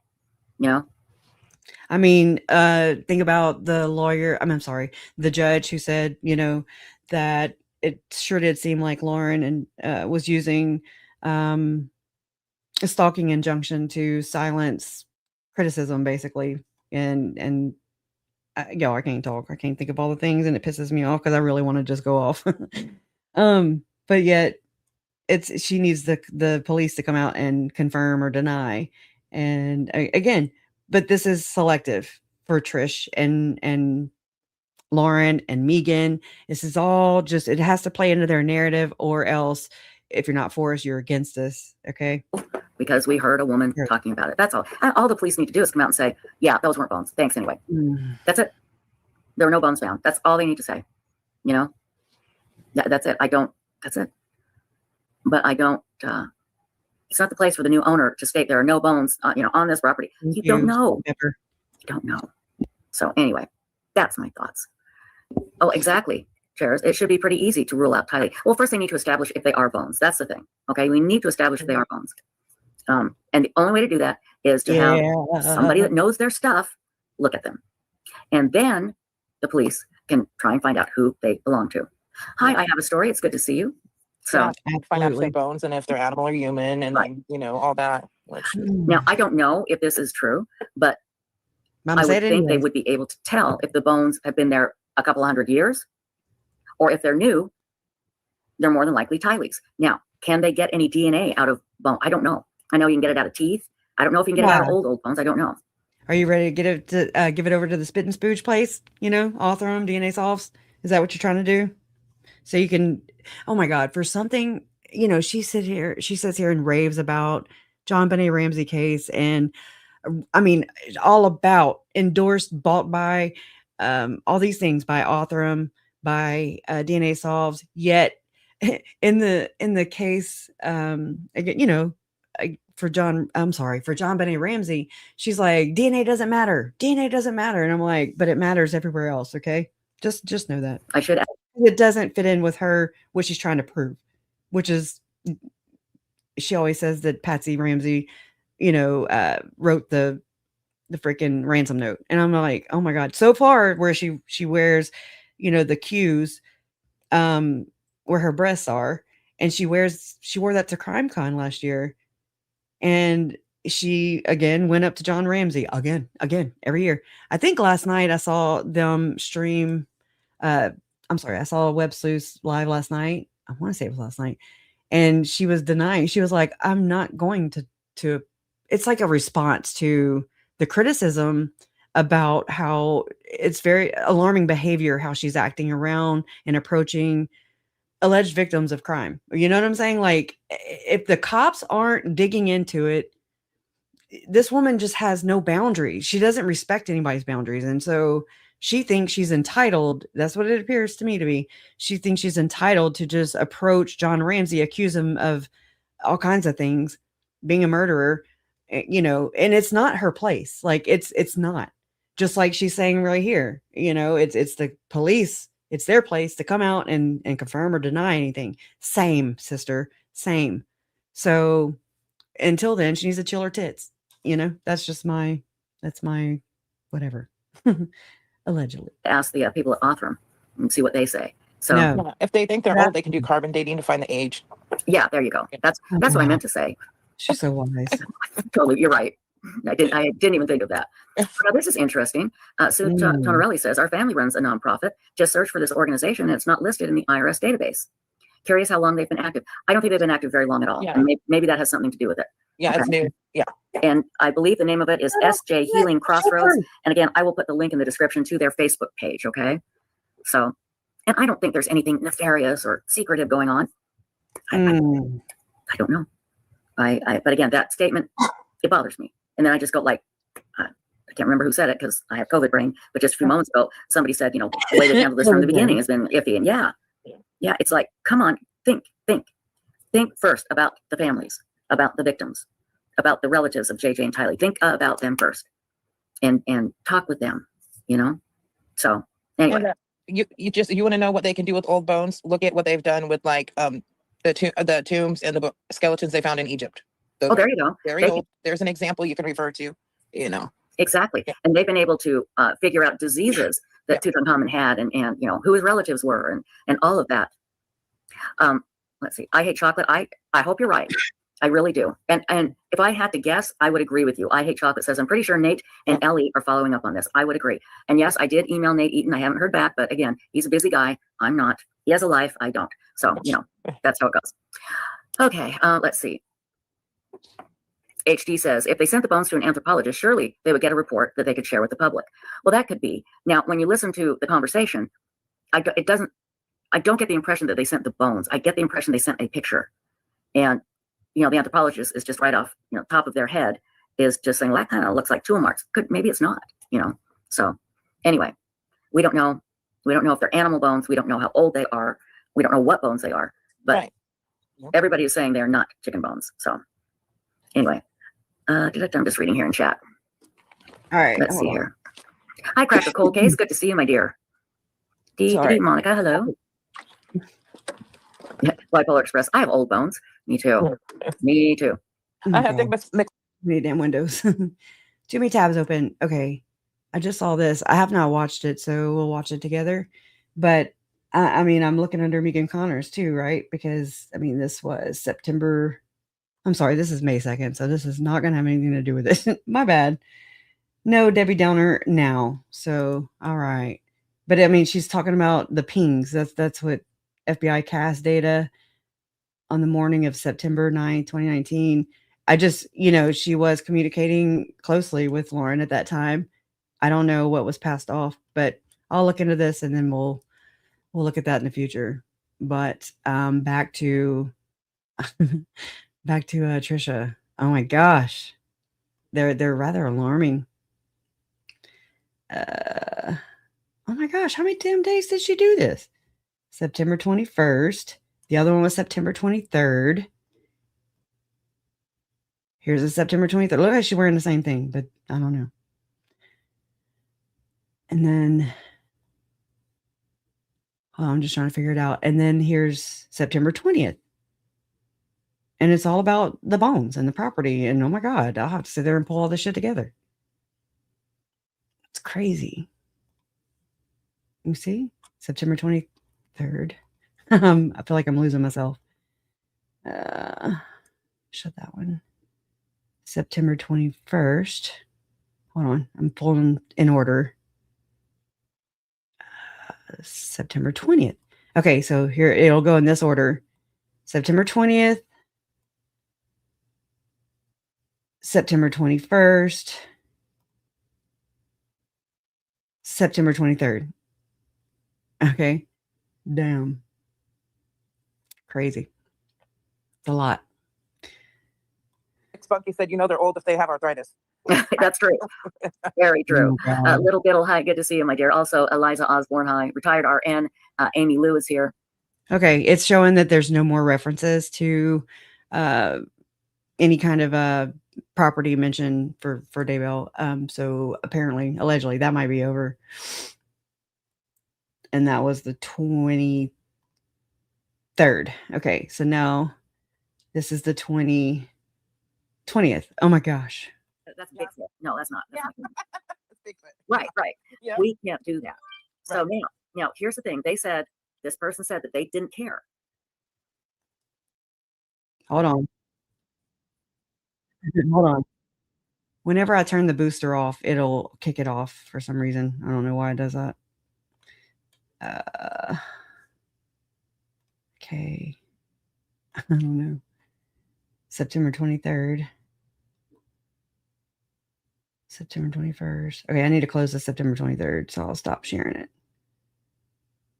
Oh my gosh, sorry. It's just I'm being Tricia'd right now. I'm Tricia trolled. Okay? And so there's too many and it's overwhelming. Okay. There. Put everything in a box, bury it somewhere, and say a nice prayer. Again, I have no idea if what they found were chicken bones. I don't know. That's what people are saying, and that's just kind of out there in the ether. I don't know. But Gotcha.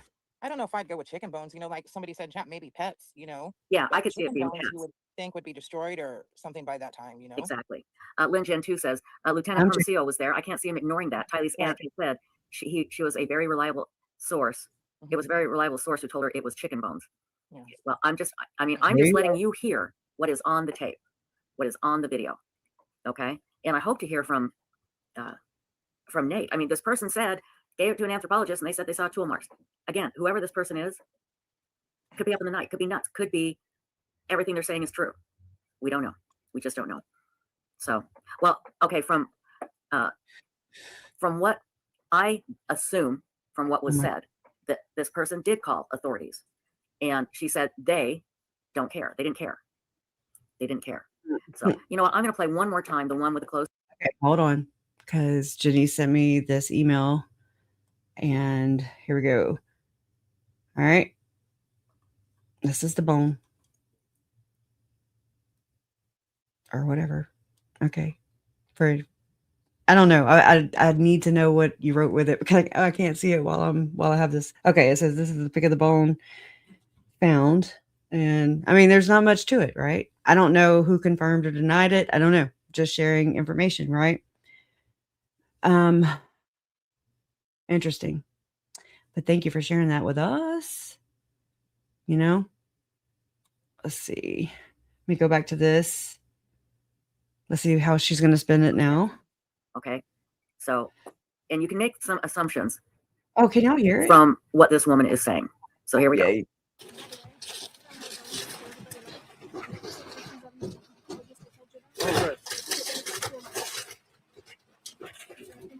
Tool mark. Everything we can. They obviously don't care. And maybe just put them in something that we find and bury them up here somewhere.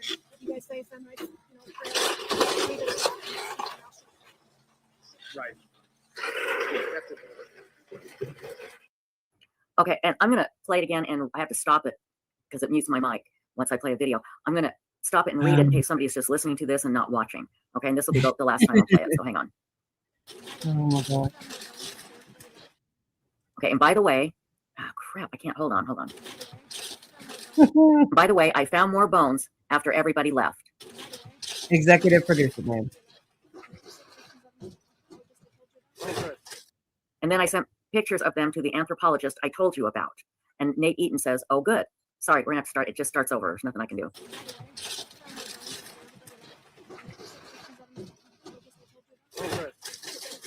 She identified tool marks.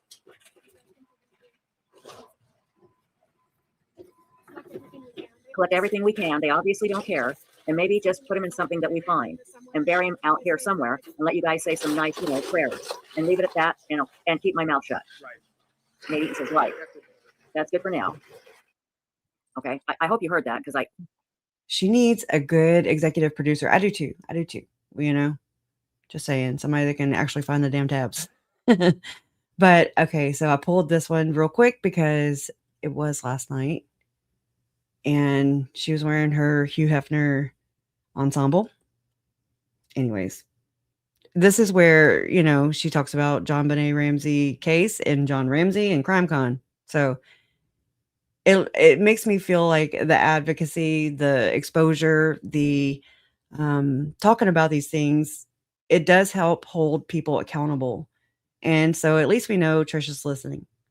If not, she's got some flying monkeys or people doing it for her, allegedly. I think John Ramsey's going to be there. And I thought that I was excited because I thought, okay, I need to ask him another question. Last time I asked him a question and he lied and I gently corrected him and he lied again.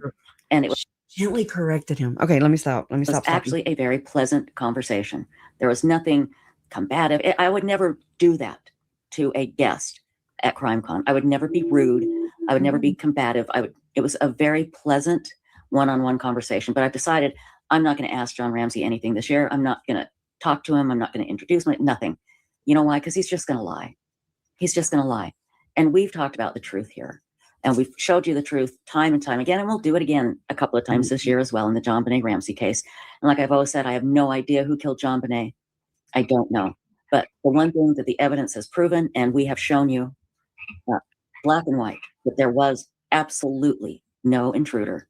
And Patsy wrote the note. And like I said, we'll do another show. Probably not before CrimeCon, probably after CrimeCon. But yeah, I am not going to record him without attempt to talk to John Ramsey anymore. But the last time I talked to him, it was, like I said, it was a very pleasant conversation. And there was nothing unpleasant about it. But he lied when I asked him about the grand jury. And I've been through that a million times. So anyway, okay, let's get to it. I'll tell you what, let's start with Sheriff Nano, shall we? Now, yes. The deal. Anyways, I thought that was interesting, right? Because, where'd that come from? Let me actually go a little bit before this and see how she set that up. Everybody know. So just be prepared, everybody. Be prepared. Okay. And Stacy, we have picked a new book in the official Websleuths Investigative Book Club. And it'll be the next book that we read. And it'll be right before the book after that from Cheryl McCullum. I'm so excited. And when we go to CrimeCon, we're going to meet Cheryl there as well. And I want to say one thing about CrimeCon, and then I'll get to our stories. I think John Ramsey's going to be there. And I thought that I was excited because I thought, okay, I need to ask him another question. Last time I asked him a question and he lied and I gently corrected him and he lied again. And it was actually a very pleasant conversation. There was nothing combative. I would never do that to a guest at CrimeCon. I would never be rude. I would never be combative. It was a very pleasant one-on-one conversation, but I've decided I'm not going to ask John Ramsey anything this year. I'm not going to talk to him. I'm not going to introduce him. Nothing. You know why? Because he's just going to lie. He's just going to lie. And we've talked about the truth here. And we've showed you the truth time and time again. And we'll do it again a couple of times this year as well in the John Benet Ramsey case. And like I've always said, I have no idea who killed John Benet. I don't know. But the one thing that the evidence has proven, and we have shown you black and white, that there was absolutely no intruder. And Patsy wrote the note. And like I said, we'll do another show, probably not before CrimeCon, probably after CrimeCon. But yeah, I am not going to attempt to talk to John Ramsey anymore. But the last time I talked to him, it was, like I said, it was a very pleasant conversation. Yeah, I forgot about this. Hold on. And there was nothing unpleasant about it. But he lied when I asked him about the grand jury. And I've been through that a million times. So anyway, okay, let's get to it. All right, good. Because I forgot about this one. Sorry. I'm finding things. This too. Okay, so this was March 19th. Oh, actually, she does it on March 13th because that's when Jolene started, reacting to her bringing us along to Beth B's, right? So this must be another Hey, one. everyone. Tonight, we're going at a very special time at 8 p.m. Eastern because we're going on a road trip. And later, I'm going to give you the scoop on the latest Duggar guy to be arrested for, well, I'll tell you all about that later. Plus, there's new information from the FBI about Nancy Guthrie's last day before she was kidnapped. Now, the road trip is to Beth B's house. We're just going to check to make sure nobody is trying to break in. Plus, I'm going to give you a better explanation of the major 7-figure fraud that we discovered in our late Mad Chatters accounts. It's all pretty intense. So get ready. Road trip coming up at 8 p.m. Eastern, and then it's back in the studio for more Websleuths YouTube Live. We'll see you in just a little bit. Bye-bye.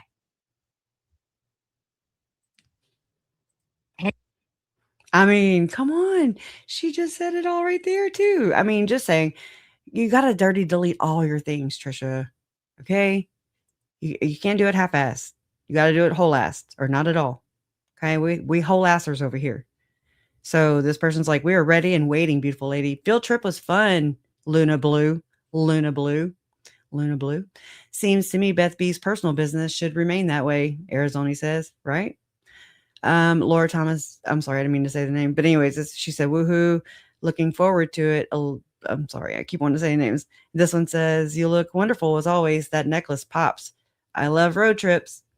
I mean, again. Hey, everyone. Tonight, we're going at a very special time at 8 p.m. Eastern because we're going on a road trip. And later, I'm going to give you the scoop on the latest Duggar guy to be arrested for, well, I'll tell you all about that later. Plus, there's new information from the FBI about Nancy Guthrie's last day before she was kidnapped. Now, the road trip is to Beth B's house.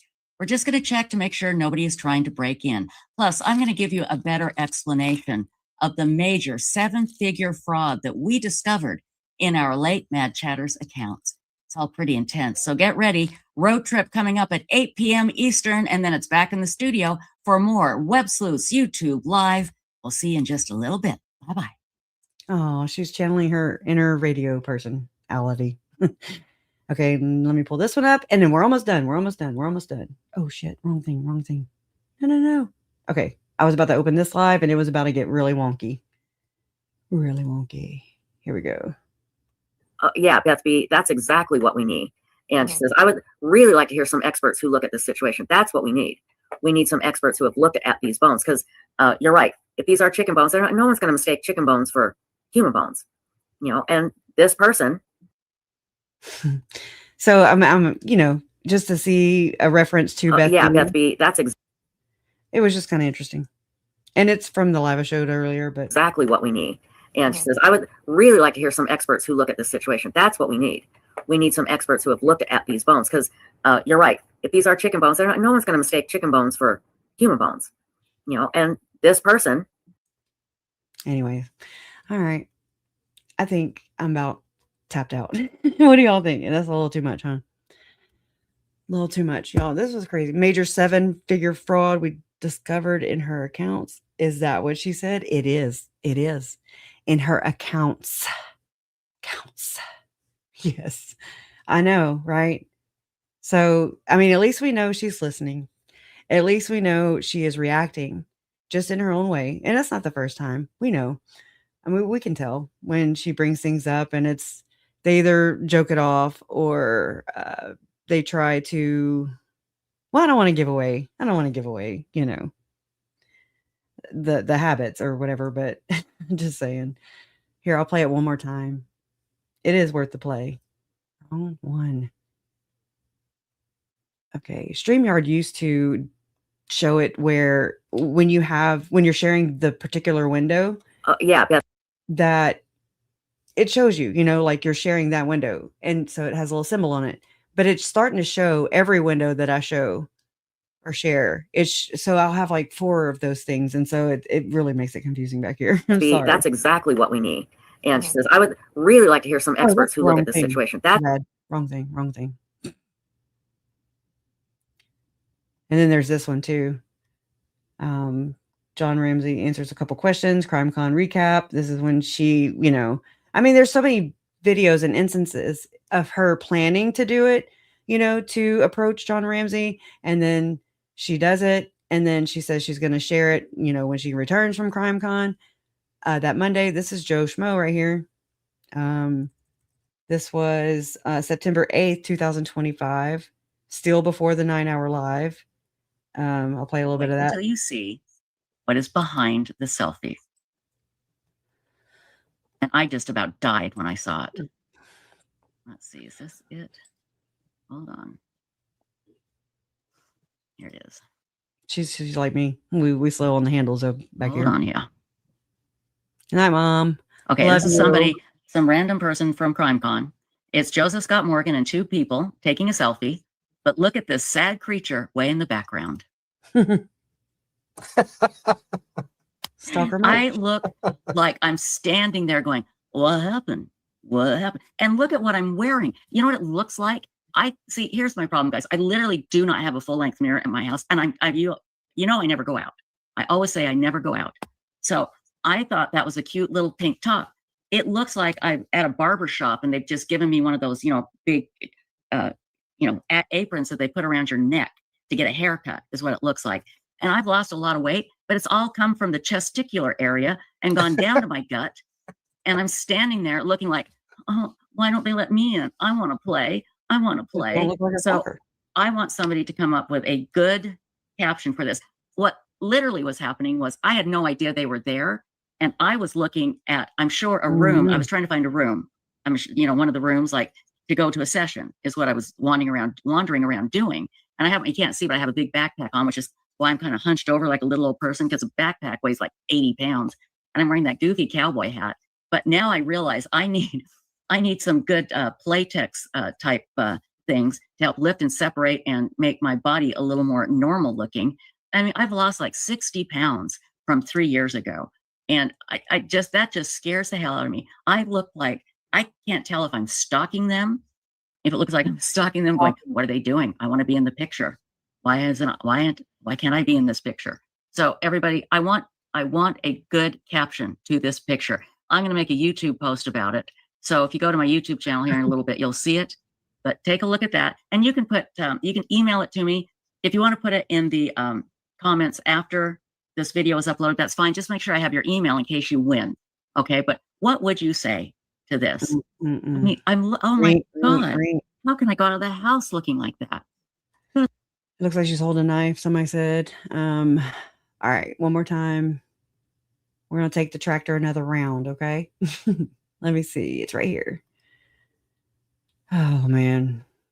Yeah, and this, again, was March 19th, 2026.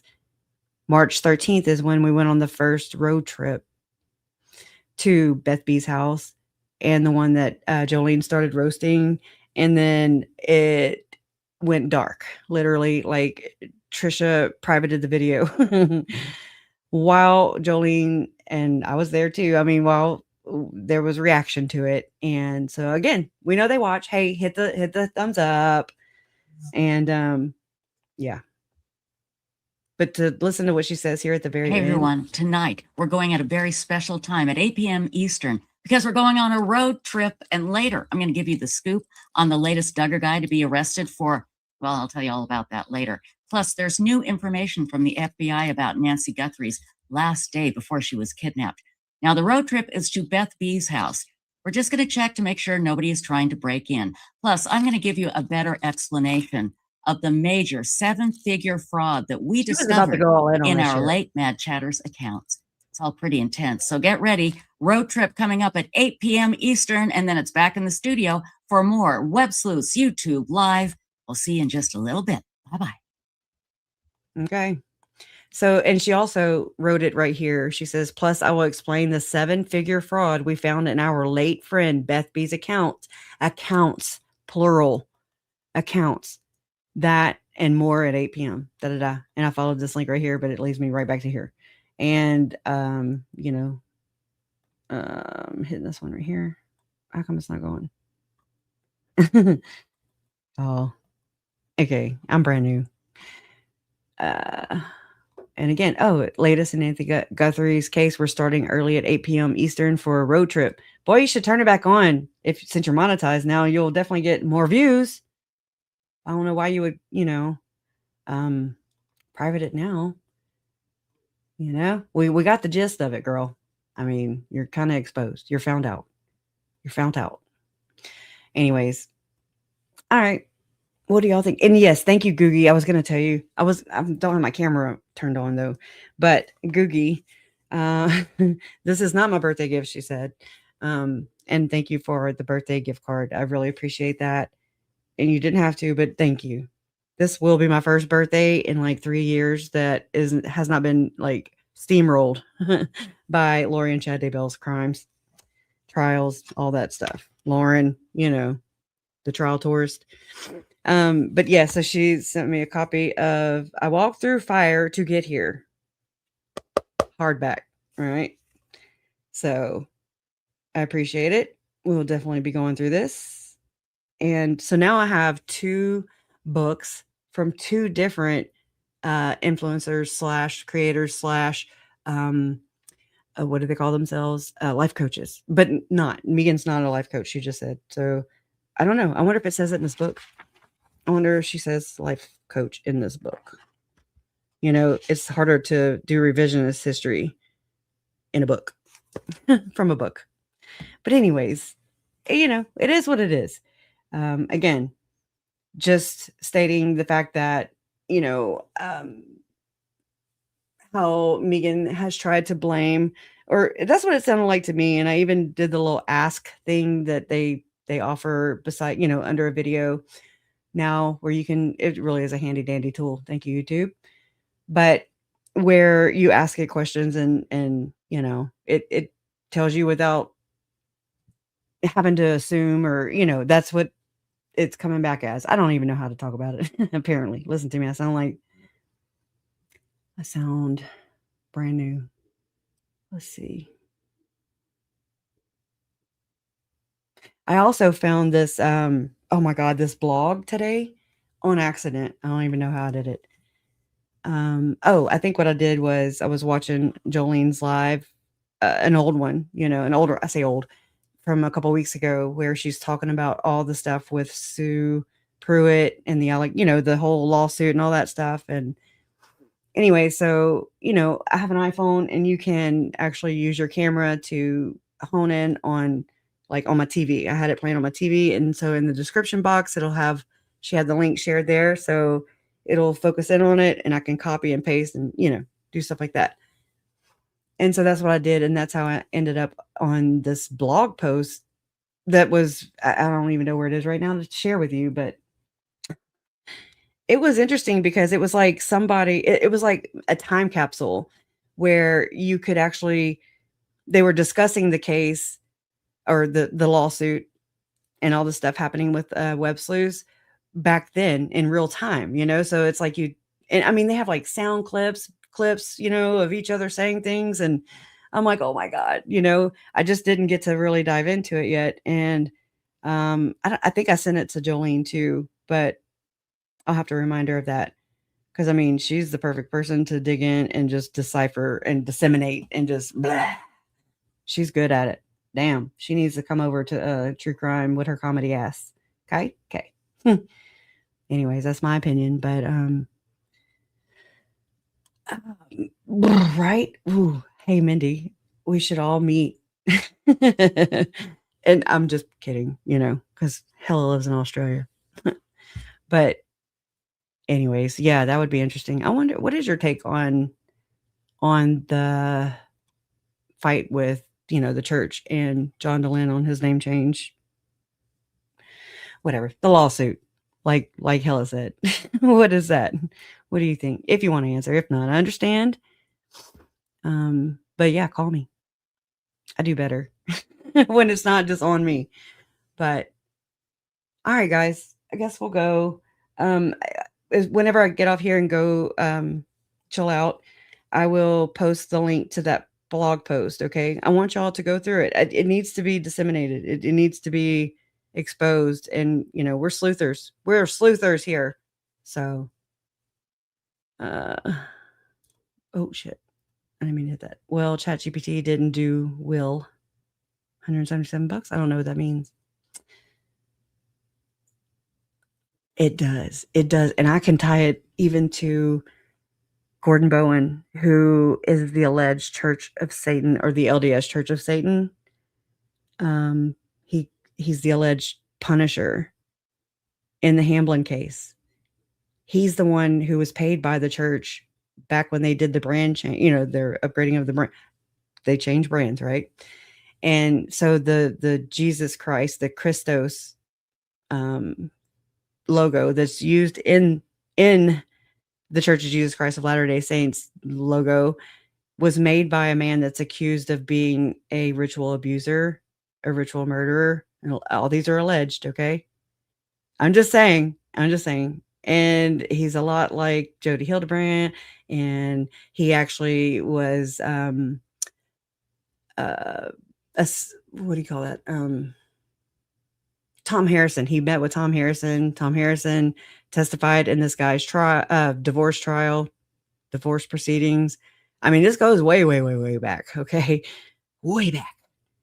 Again. Anyways, they also paid him allegedly to do this Jesus movie. I think Lynn Packer refers to it as icon movie, but it never came to fruition because, according to Lynn Packer's reporting, which I trust, oh my gosh, the apostles, the general, oh my gosh, I'm losing all my freaking mind. Okay. God, it sucks to have all this information in my head and not be able to freaking talk about it. General authorities, damn. It was alleged that general authorities even went to his house to watch it, allegedly, again, and they said it was horrible, and so they scrapped it. And it was like $10 or $20 million he was paid for this movie, this alleged movie. And I mean, that I believe it's relevant because, like, Chad Daybell was talking to somebody about a movie, from his book, which he already had made one based off of an author he published, okay, a story. So, I mean, oh my God, this is so deep. It's so damn deep. It's unreal, but it goes way back. And I don't know. I want to, I guess, pick Mindy's brain in the sense that I need her to kind of ground me as far as speculations, that I have about John DeLynn and maybe Lauren, knowing each other more than they do, or further back. I don't know. I don't want to speculate, like I question these things, and I'd rather kind of hear it from somebody who knows more than I do. So anyways, I really think so too. Excited utterance for sure. And thank you so much for doing that live the other night. Oh my God, that was so cathartic for me. Like, yeah. And I had just gone the night before and went and read through comments under Megan's videos from the one she just did, the live stream, and then the one, I want to say just one of the ones that, where she took a stance and, told us all what stalking really is and how it's stalking, and, believe me is what it was, because if you tell the truth, you don't have to continuously drive that you're telling the truth. You don't have to keep reinforcing that you're telling the truth. The truth is the truth, and it stands on its face. Okay. But when you're trying to convince others or people to, again, believe me, I'm telling the truth, I promise, I'm a very honest person, then that's the energy you're giving off. And, other than that, there's been tons of evidence, tons of receipts that have come out and prove that to be false. it's not correct, incorrect. It is a lie, in our opinion. So, anyways, it's just gross. I saw you write this earlier, I think in Jolene's chat, and I was like, yeah, that tracks. That tracks. Oh my gosh. Okay, my voice is starting to sound like a man. So, all right, guys. Justice always, y'all. For real. Justice for Tylee, for Charles, for Tammy, for JJ, for Joe, for Brandon, and everybody else. I mean, it's truly, these are real lives, real stories. They had, real personalities, real impacts on the world, and people who loved them and they loved, so that's my thing, just let's humanize the murder element of true crime. Okay. It takes the lives away. That's what we're fighting for. At least I think, but I think we have different definitions, different ideas, different understandings of what that looks like. And I've been doing a lot of digging into ethical true crime coverage, just things like that. I've learned a lot. I'm learning a lot still continuously. I never want to stop learning. And I just want to bring as much justice as I can possible to their legacies in this life, on this side, of murder. Because, again, they made a difference. They are loved. They were missed every day. I'm sure all of us would change places with them in a heartbeat if we could. And it's just not how it works. But I mean, their deaths are not to be in vain. And so how it looks to me is that you take every bit of the pain and the just the rights being taken away, violated, just robbed. Okay. And you channel that, you turn that into positive, where it's not just a what do you call that? A telltale or whatever the hell, a cautionary tale, it's to make a difference. It's to not allow this to happen again and again and again and again. If you keep doing the same thing over and over again, expecting different results, then that's insanity. And I mean, come on, I think me and Trish actually have the same definition for that, which was kind of eerie, but I know she's right. No, I'm kidding. I'm joking. All right, guys. Justice for Tylee, Charles, Tammy, JJ, and Joe. Thank y'all so much for being here. I really appreciate this too. I'm sorry. I'm really got to get better at this. Thank you so much, Shirley Graff Allen, for 5 difficult research memberships. I really appreciate that. And Tracy Schuler used to make bracelets for everybody, for me and Mom, and really appreciate that. And it's good to see your name. Member for 36 months. Thank you. And I promise, I will learn how to gift memberships. Okay. I'm like, everybody else does it. I just don't know how. Thank you so much, Hawkeyes Loves Nature. I really appreciate you being here. I love seeing you here. And I noticed that Beth B earlier in that little clip I had, Beth B, it appeared that she also, let me pull it up real quick. I got to compare because I thought about it. She also has a little poodle in her picture. Maybe hers is a poodle. Yours might not be. Anyways, thank you so much. I appreciate you. And Miss Chaos, sending lots of love and support your way. Tricia, thank you so much, Miss Chaos 1105. Really appreciate that. And you. Thank y'all so much for being here. All right. I'm not going to say it again. Love always wins. You're proof. See y'all.